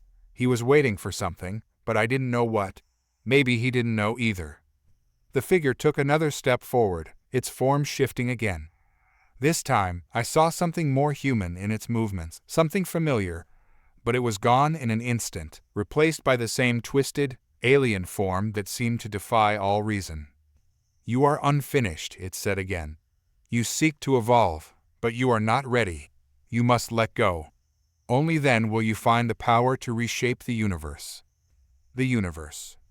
Was that what this was about? Was that what it wanted from us? Not just survival, not just evolution, but power. The power to reshape everything, to become something more than human, something beyond what we could even comprehend. I wasn't sure I wanted that. But did we have a choice? The walls of the chamber began to pulse again, the light growing brighter, more intense, I could feel the energy in the air, crackling with something ancient and powerful. It was like the city itself was alive, watching us, waiting for us to make a decision. And then, without warning, the figure stepped back. The light in its eyes dimmed, and the pressure in the air seemed to lift, just slightly. "You are not yet ready," it said, its voice softer now, almost regretful. "But you will be." Before I could respond, the figure dissolved into the shadows, its form disappearing into the depths of the chamber. The light flickered, and for a moment, everything was still. But we were not alone. I felt it before I saw it, a presence, dark and cold, lurking just beyond the edge of my consciousness. It was there, waiting, watching. And it wasn't the same as the figure we had just faced. This was something else, something darker, something worse. Vasquez must have felt it too, because he tensed beside me, his eyes scanning the chamber for any sign of movement. "What now?" he muttered, his voice barely audible. I didn't have an answer, but I knew one thing. Whatever was waiting for us, it wasn't going to let us leave without a fight. The shadows shifted, and from the darkness emerged a figure, tall, imposing, its eyes glowing with a malevolent light. It was different from the first figure, more solid, more real, and it was angry. "You should not have come," it hissed, its voice dripping with venom. "This place is not for you." Vasquez stepped forward, his fists clenched. "We didn't have a choice," he said, his voice steady despite the fear I knew he was feeling. The figure's eyes narrowed, and I could feel its anger growing, filling the room with a palpable tension. "You are not welcome here," it said. "You are an intruder, an abomination." I could feel the weight of its words pressing down on me, but I refused to back down. "We didn't ask to be here," I said, my voice stronger than I expected. "But we're not leaving until we get answers." The figure's eyes flashed, and for a moment, I thought it was going to attack. But instead, it stepped back, its form flickering in and out of focus. "You are a fool," it said, its voice low and dangerous. "You think you can find answers here? There are no answers. Only more questions." The chamber began to pulse again, the light growing brighter, more intense.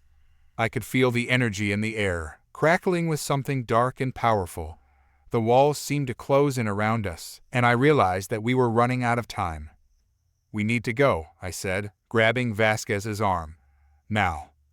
But Vasquez didn't move. His eyes were locked on the figure, his fists still clenched. "Not yet," he said, his voice tight. "I want to know what this thing is. I want to know why we're here." The figure's eyes gleamed with malice, and I could feel its anger radiating through the room. "You are here because you do not belong," it said, its voice sharp and cold.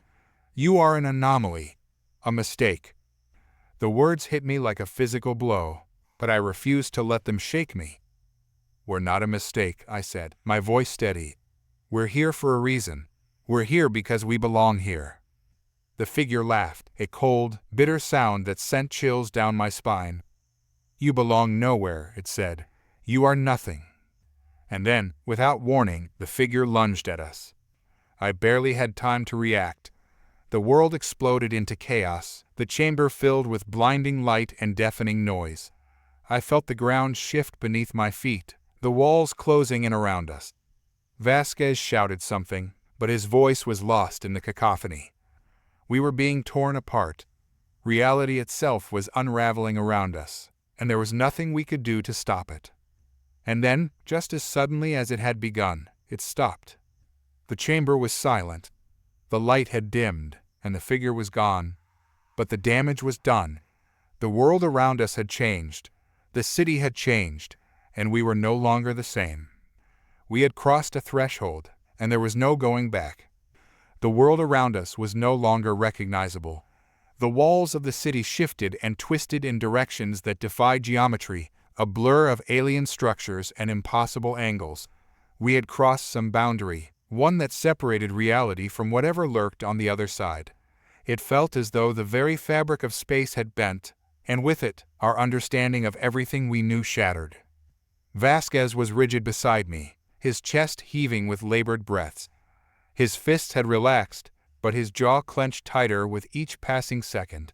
He had fought all his life, against enemies, against the world. But this was something else. Something neither of us could punch our way through. Still, he stood tall, unwilling to let the fear claim him, even though I knew it gnawed at him like it gnawed at me. We stood in the aftermath of a reality we didn't understand. The figure, the malevolent being that had lunged at us moments before, was gone, dissolved into the very air that now felt thick, heavy with a presence that still lingered. "I don't like this," Vasquez muttered. His voice was barely audible, but the tension in it made the hairs on my neck rise. Not one damn bit. He wasn't wrong. There was a pressure, like being deep underwater, and every breath we took only seemed to pull us deeper. The figure's words echoed in my mind, blending with the hum of the city, something dark simmering beneath the surface of my thoughts. Evolution requires sacrifice. Sacrifice. The word tasted bitter. We had lost so much already: men, hope, any sense of normalcy. But this was a demand for something deeper. It wasn't asking for what we could give in terms of blood and sweat. It was after something far more personal. And the worst part was, I still didn't know what that was. The room had fallen still, but I felt it, felt the presence of something else watching, waiting, just beyond the edge of perception. It was like the city itself was a living entity, one that had invited us inside, but held no intention of letting us leave intact. "There's more coming," I said, my voice a low growl. "I can feel it." Vasquez didn't respond. His silence was enough. We had walked into a place where silence was often more dangerous than sound. Every instinct screamed at me to move, to run, but there was nowhere to go. We were trapped, and worse, we knew it. The city breathed with us, its pulse matching ours, synchronized in a way that felt too deliberate to be coincidence. The air itself seemed to throb, humming with an energy that felt both ancient and wrong. This wasn't a place of mere stone and metal. This was a living organism, and we were inside it. In some perverse way, it felt like we had become part of it. Out of the silence came a new sound, a low, rumbling growl that made the ground tremble beneath our feet. Vasquez and I both turned toward the source, though there was no clear direction. It came from everywhere, from the walls, the ceiling, the floor. It vibrated through my bones, making my teeth chatter, and with that sound came movement. I didn't see them at first, just the shifting shadows, twisting and growing at the edges of the room. But as the rumbling grew louder, the shadows took shape. Tall, jagged figures emerged from the darkness, their bodies shimmering with the same malevolent energy that had clung to the first figure we encountered. These were different, though. They weren't solid.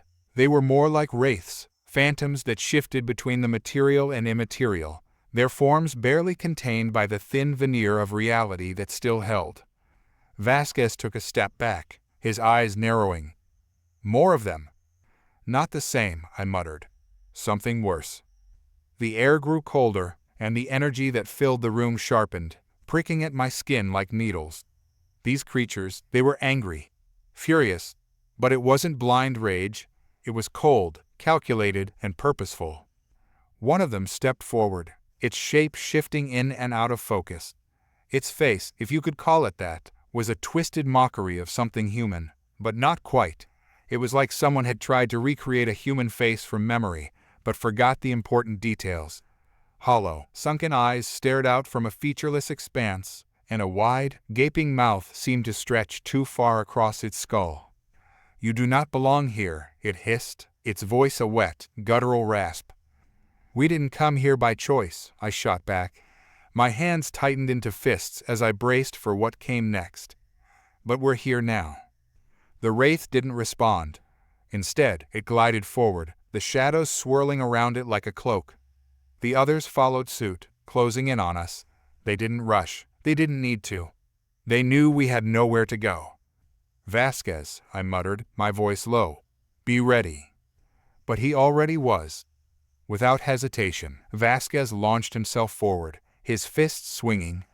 They cut through the air like blades, and for a brief moment, I thought he might make contact. But the first wraith shifted, its form dissolving into shadow just as his fists passed through it. "Damn it," he cursed. stumbling forward before regaining his balance. I lunged at another one, my arms swinging out in a desperate attempt to land a blow. But like before, the creature shifted, its body phasing through my strike as if it were made of smoke. These things weren't physical, not in any way we could touch. They weren't bound by the same rules we were. Vasquez snarled in frustration.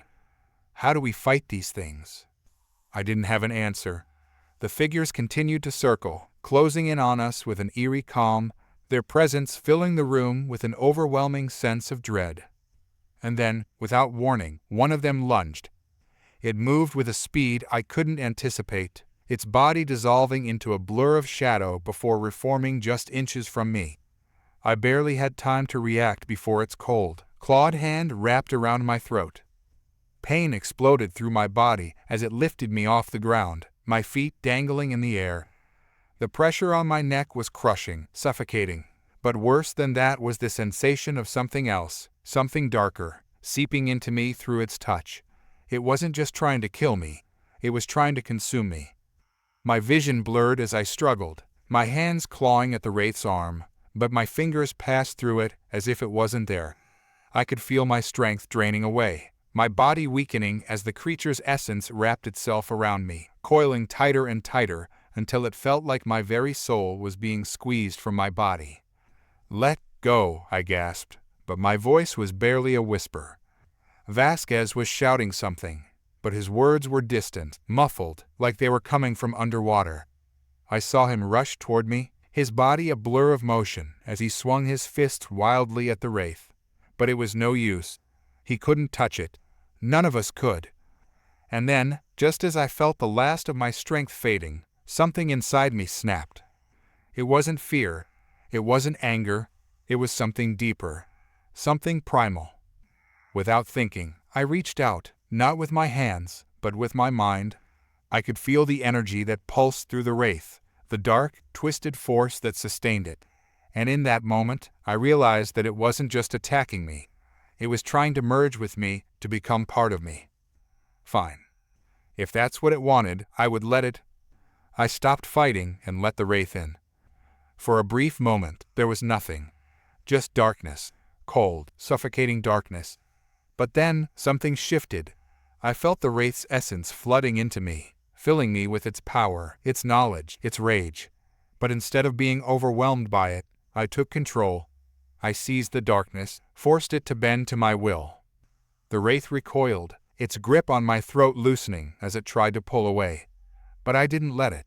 I held it there, suspended between worlds, trapped in the space where it couldn't escape. And then, with a final burst of strength, I pushed.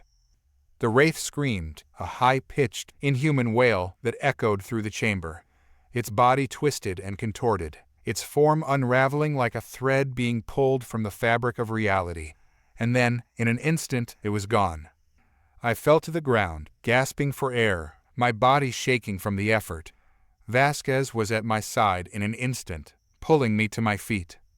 "What the hell just happened?" he asked, his voice filled with equal parts awe and fear. I didn't answer. I couldn't. Because in that moment, I realized something.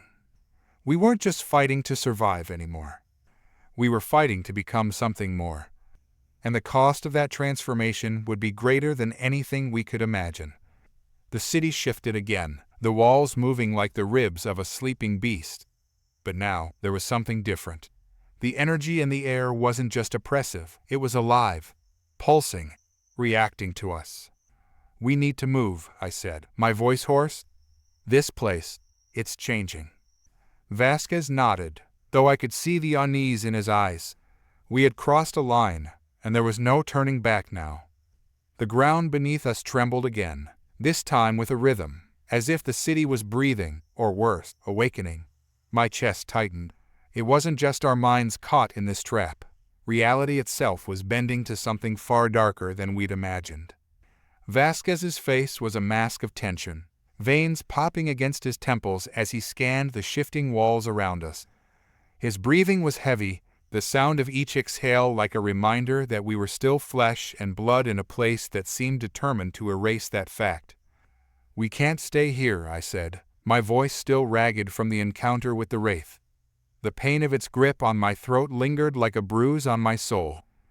This city isn't just a place anymore, it's a predator. His eyes locked with mine, and for the first time, I saw something there I hadn't expected: doubt. Not fear. Vasquez didn't fear anything he could fight, but a gnawing uncertainty about whether we had any business being in this place at all. "Where do we go?" he asked. "Everything's moving." The walls around us weren't just shifting anymore, they were evolving. Stone and metal twisted together, forming grotesque, organic patterns that pulsated with a faint glow. This wasn't architecture, it was something alive, something growing. "I don't know," I admitted, "but standing still isn't an option." The ground vibrated beneath our feet, and a low hum filled the air. It wasn't just coming from the walls now, it was inside my head, drilling into my thoughts. I stumbled forward, my vision blurring for a second as the hum intensified, each pulse feeling like a hammer to my skull. Vasquez grunted, shaking his head violently as if trying to clear the same buzzing from his mind. "What the hell is that?" I tried to focus, tried to push the sound away, but it was too insistent, too pervasive. "It's the city," I said, though I wasn't entirely sure. "It's communicating." His eyes widened. "With who?" "Us." The words felt ridiculous, even as I said them, but I knew, deep down, that they were true. This place, this twisted, evolving nightmare, wasn't just a trap. It was speaking to us, probing our minds, trying to understand who we were and why we had come. And we weren't the first. I could feel them now, echoes of others who had been here before us. Faint memories, lingering in the air like whispers. They had come for different reasons: explorers, soldiers, even beings I couldn't quite comprehend. But all of them had been consumed by this place, absorbed into its shifting form. "We need to find a way out," I said, trying to push the thoughts aside, "before it does the same to us." But even as I said it, I knew it wasn't that simple. There was no way out. Not yet. This place wanted something from us, something more than just our lives. It was testing us, trying to understand us, and it wasn't going to let us go until it got what it wanted. Vasquez turned, scanning the shifting walls again, his fists clenched at his sides. "How the hell do we fight a city?" "We don't," I said, stepping forward. "We outthink it." He snorted. "That's your plan? Outsmart a city that's probably been around longer than our entire species?" I didn't have a better answer. The city wasn't just ancient, it was beyond time, beyond reason. It existed on a level we couldn't comprehend. But there was one thing I knew: it wasn't invincible. Nothing that could evolve could be.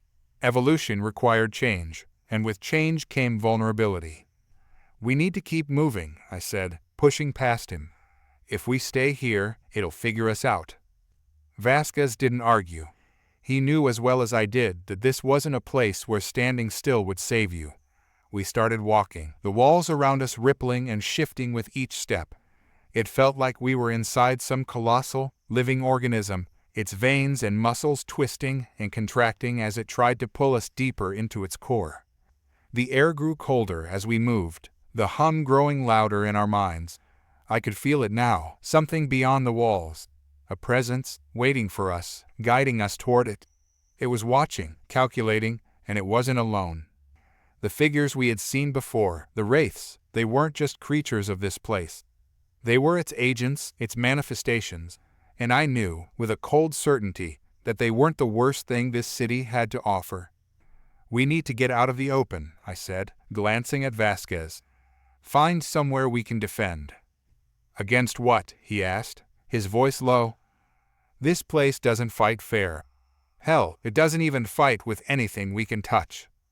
I didn't have an answer for that, but something deep inside me, the part that had touched the Wraith's essence, the part that had controlled it, knew that there was more to this place than just shifting walls and shadows. There was something real here, something we could fight. We just had to find it. As we rounded a corner, the hallway ahead of us opened into a vast chamber. The ceiling was impossibly high, the walls covered in strange, pulsating symbols that seemed to shift and writhe as we watched. In the center of the room stood a massive structure, an altar, or something like it. It was made of the same twisted stone and metal as the rest of the city. But there was something different about it. Something ancient and powerful. And waiting beside it was a figure. Not a wraith. Not one of the shadowy, shifting creatures we had seen before. This was something solid, something real. Its body was humanoid, but it was covered in a strange, shimmering armor that seemed to pulse with the same energy as the city itself. Its eyes, dark, hollow pits, locked onto us as we entered the chamber, and I felt a wave of cold wash over me. "You've come far," the figure said, its voice low and resonant, like the sound of distant thunder. "But you have not yet proven yourselves." Vasquez bristled, stepping forward. "Who the hell are you?" The figure didn't answer immediately. It stepped closer, its movements slow and deliberate, like it had all the time in the world. "I am the Keeper," it said finally, "the guardian of this place, the one who decides who may pass and who must be consumed." "Consumed?" Vasquez growled. "By what?" The Keeper's hollow eyes seemed to gleam. "By the city, by the evolution it demands." I felt a chill run down my spine. The city wasn't just alive, it was hungry. It needed more than just energy or resources. It needed us. It needed minds, souls, something deeper than flesh and blood. And the Keeper was here to ensure that it got what it wanted. "You've faced its tests," the Keeper continued, its voice echoing through the chamber. "But you have not yet passed the final trial." "And what's that?" I asked, my voice steady despite the fear creeping into my chest. The Keeper's eyes bore into mine. "Sacrifice." The word hung in the air, heavy and final. I felt my stomach churn. Sacrifice. It wasn't just a demand. It was an ultimatum. One of us would have to give something up. Something important. Something we might not be able to get back. "What kind of sacrifice?" Vasquez asked, his fist tightening. The Keeper's gaze shifted to him. "That is for you to decide. But know this. Without sacrifice, there can be no evolution, no escape." I could feel Vasquez's anger rising beside me, but I put a hand on his arm, stopping him from saying something we couldn't take back. "What do we have to do?" I asked. The Keeper stepped back, gesturing to the altar. "You must choose. One of you must give up what you hold most dear. Only then will the city allow you to leave." Vasquez's jaw clenched, and I could see the conflict in his eyes. He wasn't the type to back down from a fight. But this wasn't a fight we could win with brute force. This was something deeper, something that required more than just strength. "We don't have time for this," Vasquez muttered, his voice low. "We need to find a way out." "There is no other way," the Keeper said, its voice calm and unwavering. "You must choose." I looked at the altar, then at Vasquez. I knew what I had to do. It wasn't a choice, not really. The city had already decided. It had been guiding us here, manipulating us from the start. And now it was giving us one final test. "I'll do it," I said, stepping forward. Vasquez grabbed my arm, pulling me back. "What the hell are you talking about? We don't even know what this sacrifice is." "I know enough," I said, shaking him off. "It's me. It's always been me." The Keeper's eyes gleamed with approval as I approached the altar. "You understand," it said. "The city has chosen you." I placed my hands on the cold stone of the altar, feeling its energy pulse through me. The hum in my mind grew louder, sharper, until it was all I could hear. The city wasn't just a place, it was a force, a consciousness, and it was demanding something from me. Something I didn't know if I could give. But I had no choice. I closed my eyes, took a deep breath, and let go. The moment I surrendered to the altar's cold embrace, a surge of energy coursed through me, and the world blurred. Visions flashed in my mind, a torrent of memories that weren't entirely my own. I was standing at the precipice of a vast expanse, surrounded by an alien landscape teeming with life, each vibrant color vivid and unnatural. I could hear echoes of long-lost souls, the remnants of those who had been drawn to this place before me, their whispers a haunting melody that filled the air with despair and longing. I fought to hold on to myself, but the flood threatened to wash me away. flashes of faces I didn't recognize, their eyes wide with terror and awe, each one a testament to the choices they made. Each sacrifice left its mark on this city, the architecture pulsating with the weight of their regrets. I gasped, feeling my identity splinter, my consciousness stretching and unraveling like a frayed rope. "No," I screamed silently, yet the sound echoed in the vastness of my mind. The city was hungry, feeding on my fear and my doubt, and I had walked right into its maw. But as the echoes of those voices melded with my own, I recognized something crucial. I was not alone. Suddenly, the weight of the Keeper's presence loomed larger than life.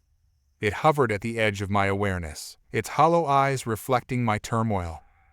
"To evolve," it intoned, "one must be willing to lose themselves." I resisted the urge to give in to despair. "I will not lose myself," I declared, grounding my thoughts. I clung to the memory of Vasquez's face, the determination etched into his brow. The pulse of the city began to synchronize with the rhythm of my heart, and I realized that I could fight back. This city, this malevolent entity, had tried to isolate me, to make me forget who I was. But I wouldn't allow it. As the visions receded, I focused on the essence of my being, the core of my identity. I was Greg, a soldier forged in the fires of battle, a survivor molded by loss and tempered by the bond of friendship. I wouldn't let the city erase me. The past was an anchor, not a chain. The light around the altar shifted. "You must choose what to sacrifice," the Keeper reiterated, its voice a rumble of distant thunder. "But know that to choose is to affirm the essence of your identity." What did it mean to sacrifice? What did I value most? The memories began to sharpen, revealing a stark truth. It wasn't just my life on the line. It was the bonds I shared with those who had stood by me. Vasquez, my father, the countless souls I had fought alongside, their sacrifices echoing through the chambers of my heart. "You'll pay for this," Vasquez said, a fierceness igniting in his voice as he took a step forward. He wasn't about to let me make this choice alone. "No," I snapped, a sharpness breaking through the haze. "It's my burden. You've got your own demons to face." "We face them together," he shot back, his stance defiant. "Always." And therein lay the truth. I didn't have to sacrifice my identity. I could offer something else. Something that represented my connection to him and everyone else who mattered. "I choose to sacrifice my fear," I said, voice steady, hands gripping the altar tighter. "I give up my fear of losing everything." The energy around the altar flared, vibrating with intensity. The city's pulse responded to my declaration, resonating through the chamber. A force unlike any I had felt enveloped me, as though the city itself was weighing my words, testing their validity. "What of your past?" the Keeper probed, its voice echoing in a low, somber tone. "Let the past guide me but not define me," I shouted, the words erupting from my core. I felt a wave of warmth wash over me, as if the city was embracing my decision, affirming it as part of its twisted evolution. The ground trembled beneath me, the altar vibrating in response to my choice. Shadows danced along the walls, the city's pulse shifting from a menacing thrum to a rhythm that felt more like a heartbeat, alive, intense, and impossibly powerful. "Sacrifice accepted," the Keeper rumbled, a hint of respect seeping into its tone. It took a step back, allowing the energy to swirl around me, and for the first time, I felt the city's hunger transform into something else. I wasn't merely a morsel to be consumed. I was a part of its fabric now, woven into its design. Suddenly, the visions intensified again. But this time, they weren't chaotic. They formed a path, a series of images revealing a way out.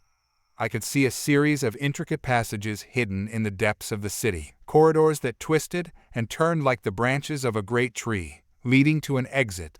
It was an invitation, and I knew what I had to do. "Vasquez," I called, my voice steady. "We have a way out." He approached cautiously, his brow furrowed. "What happened?" "I sacrificed my fear," I explained, still reeling from the rush of power coursing through me. "And it opened something in the city. We can leave." His eyes lit up with determination, the remnants of his own doubts fading as the energy enveloped us. Then let's get the hell out of here. Together, we stepped back from the altar, the presence of the keeper fading into the shadows. As we ventured deeper into the labyrinthine passages, the walls seemed to pulse in rhythm with our footsteps, the hum of the city shifting into a harmonious chorus, almost jubilant in its acceptance of my choice. Yet, a darkness lingered. Something still felt off. I glanced back over my shoulder, half expecting the keeper to reappear to challenge us again. But it didn't. Instead, the air felt thick with something else, a tension that vibrated beneath the surface, ready to burst forth at any moment. As we moved through the corridors, I felt the city react to our presence, each step resonating with a deeper understanding of its nature. It was a conscious entity, and we were threads in its intricate tapestry, each decision shaping its evolution. We reached a large chamber, the walls lined with glowing symbols that pulsed in synchronization with my heartbeat. At the center stood a massive doorway, framed by swirling energy that flickered like a dying star. A way out, but not just a way back to the world we knew. This door led to something more, a threshold between realities. "What's on the other side?" Vasquez asked, his voice low, filled with both excitement and apprehension. "I don't know," I admitted, stepping closer. The energy radiating from the doorway thrummed in response, a promise of discovery. "But it's our chance to take back control." "And what if it's a trap?" he countered, a hint of skepticism breaking through. "Then we'll face it together." My voice was steady, fortified by our shared resolve. "Whatever happens, we're not alone." Vasquez nodded, determination etched into his features. Together, we stepped toward the doorway, the air thickening with anticipation as we crossed the threshold. In an instant, the world shifted. We were no longer in the city. The vibrant energy enveloping us transformed into an expanse of starlit skies, a breathtaking vista sprawling endlessly before us. Stars shimmered in colors I had never imagined, swirling like brilliant paint on a cosmic canvas. Celestial bodies floated in a gravity-less ballet, their forms twisting and morphing into shapes I couldn't comprehend. Yet, amid the beauty lay an undeniable darkness. Shadows lurked just beyond the reach of the starlight, pulsing with a life of their own, as if waiting for us to step further into their embrace. "Where are we?" Vasquez breathed, his voice a mixture of awe and fear. "I think we've crossed into another realm," I said, scanning the horizon. This wasn't just a different location. It felt like a different reality, a world where the laws of physics twisted and bent, echoing the chaos we had experienced in the city. Suddenly, a figure materialized from the shadows, its form shifting like smoke in the air. It stepped forward, revealing a face that was both hauntingly familiar and yet disturbingly alien. The being wore armor that gleamed like starlight, but its eyes held a depth that seemed to peer into my very soul. "You have entered the domain of the Elysian Collective," it said, its voice a soft whisper that resonated with power. "Here, the veil between realities is thin, and the boundaries of existence are malleable." "What do you want from us?" I asked, stepping forward, my voice steady despite the fear clenching my gut. "You seek answers," it replied, tilting its head as if studying me. "But answers come at a price. Knowledge is never free." I glanced at Vasquez, sensing his tension beside me. "What kind of price?" The figure's lips curled into a slight smile. "The truth you seek is intertwined with your deepest fears. To gain it, you must confront what lies within." And as those words sank in, I realized we hadn't escaped the city at all. We had merely shifted to another layer of its web, and this being was a part of that darkness we had felt all along, a guardian of the secrets we were yet to uncover. I steeled myself. "Then let's confront it." As I spoke, I felt the energy within me surge, connecting with the newfound power I had embraced. It wasn't just fear I had sacrificed. It was doubt, hesitation, the fragments of my past that had haunted me. The Elysian Collective stood before us, a testament to what we could become, the very embodiment of choices made and paths taken. "Are you ready?" it asked, and I felt the weight of its gaze upon us, a challenge lingering in the air. "We are," Vasquez affirmed, his voice steady. And in that moment, we took our first steps into the unknown, prepared to face whatever truths awaited us together. The cosmos unfolded around us, a vast expanse of stars that twinkled like distant dreams, some alive with swirling colors and others dim and flickering, each one a story untold. As I stood at the threshold of this new reality, the presence of the Elysian Collective loomed before me, a reminder of the power and the peril that awaited. "You have entered the domain of the Elysian Collective," the being spoke, its voice a melodic blend of authority and enigma. "Here, the boundaries of existence blur, knowledge and power intertwine, but to wield them, you must confront the depths of your own being." The weight of those words settled heavily on my shoulders. I exchanged a glance with Vasquez, who stood firm at my side, the determination in his eyes echoing my own. Together, we had faced countless battles, yet this was different. This was not a war of weapons or tactics. It was a war of will, a confrontation with the very essence of ourselves. "What lies within?" I asked, my voice steady but laced with apprehension. The vastness of the cosmos felt more tangible here, as if the very air pulsed with the unspoken fears and desires of countless souls who had walked this path before us. The Elysian Collective's eyes glinted with a knowing light. "Your truths are woven into the fabric of your fears. To gain the knowledge you seek, you must delve into those shadows. Only then can you emerge reborn, transformed." As it spoke, the stars around us began to swirl, the cosmic dance shifting into a more defined form. Whispers echoed in the air, fragments of conversation, cries, and laughter that belonged to the past. Each sound felt like a thread tugging at my consciousness, drawing me closer to the truths I had buried deep within. "What do we need to confront?" Vasquez asked, his voice firm yet calm. "Everything," the being replied, a singular word that resonated with gravity. Suddenly, the air shimmered, and the cosmos warped before us, coalescing into a scene from my past. The familiar setting of my childhood home materialized, the walls painted in warm hues, but the atmosphere was thick with tension. I could hear the echoes of laughter, my mother's voice mingling with my father's, a sweet memory tinged with regret. I stepped forward, compelled by the vision. This is my home." "Your foundation," the collective noted. "What have you buried here?" As the scene shifted, I saw myself as a child, a version of me who was innocent and full of dreams. But shadows loomed over that boy, the weight of expectations pressing down, pulling him into uncertainty. I remembered the moments when I had felt inadequate, the fear of failing to meet my father's standards, the constant comparisons to others. The laughter faded, replaced by a sense of isolation, a feeling of being lost among familiar faces. "You feared being unworthy," the collective observed. "You must confront that fear to move forward." I clenched my fists, grounding myself in the moment. "I am not that child anymore," I declared, the conviction in my voice gaining strength. "I have grown. I have faced battles. I am a soldier." With that affirmation, the scene around me shifted again, and I found myself on a battlefield, surrounded by chaos and destruction. I could hear the clamor of combat, the cries of my comrades, and feel the weight of their sacrifices. My heart raced as I witnessed the faces of those I had lost, each one a reminder of the price we had paid. "You carry their burdens," the collective said softly. "Their sacrifices haunt you." I staggered back, the weight of guilt crashing over me like a wave. I couldn't save them.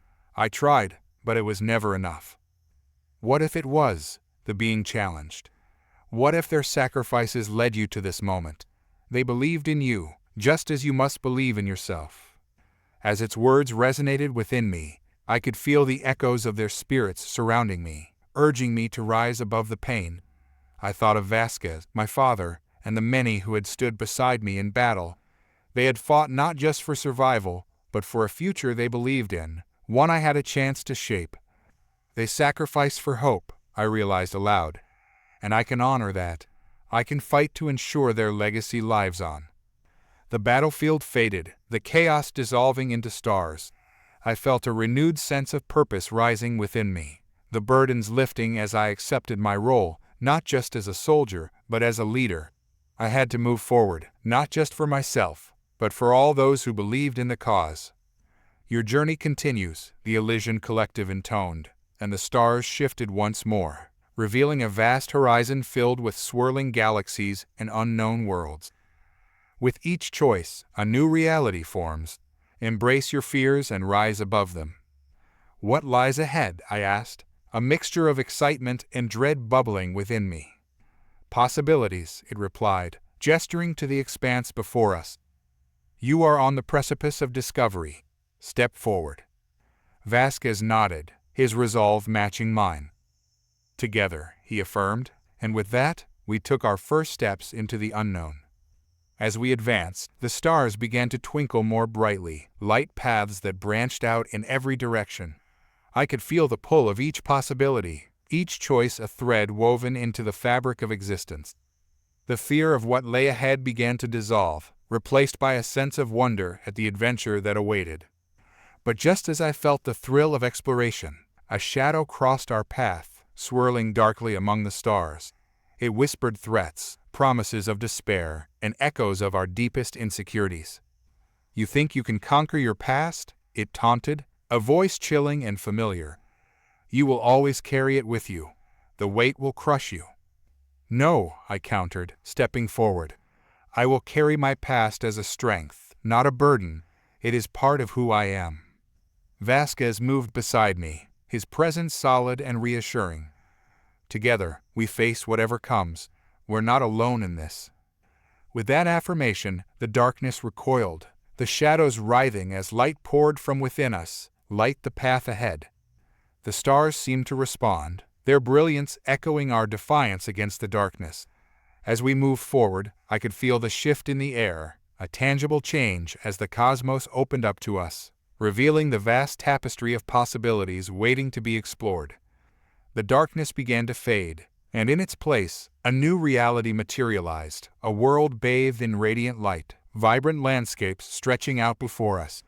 It was a realm teeming with potential, a place where we could carve our destinies anew. This is only the beginning, the Elysian Collective whispered, its form shimmering like starlight. Embrace the journey, and never forget the power of choice.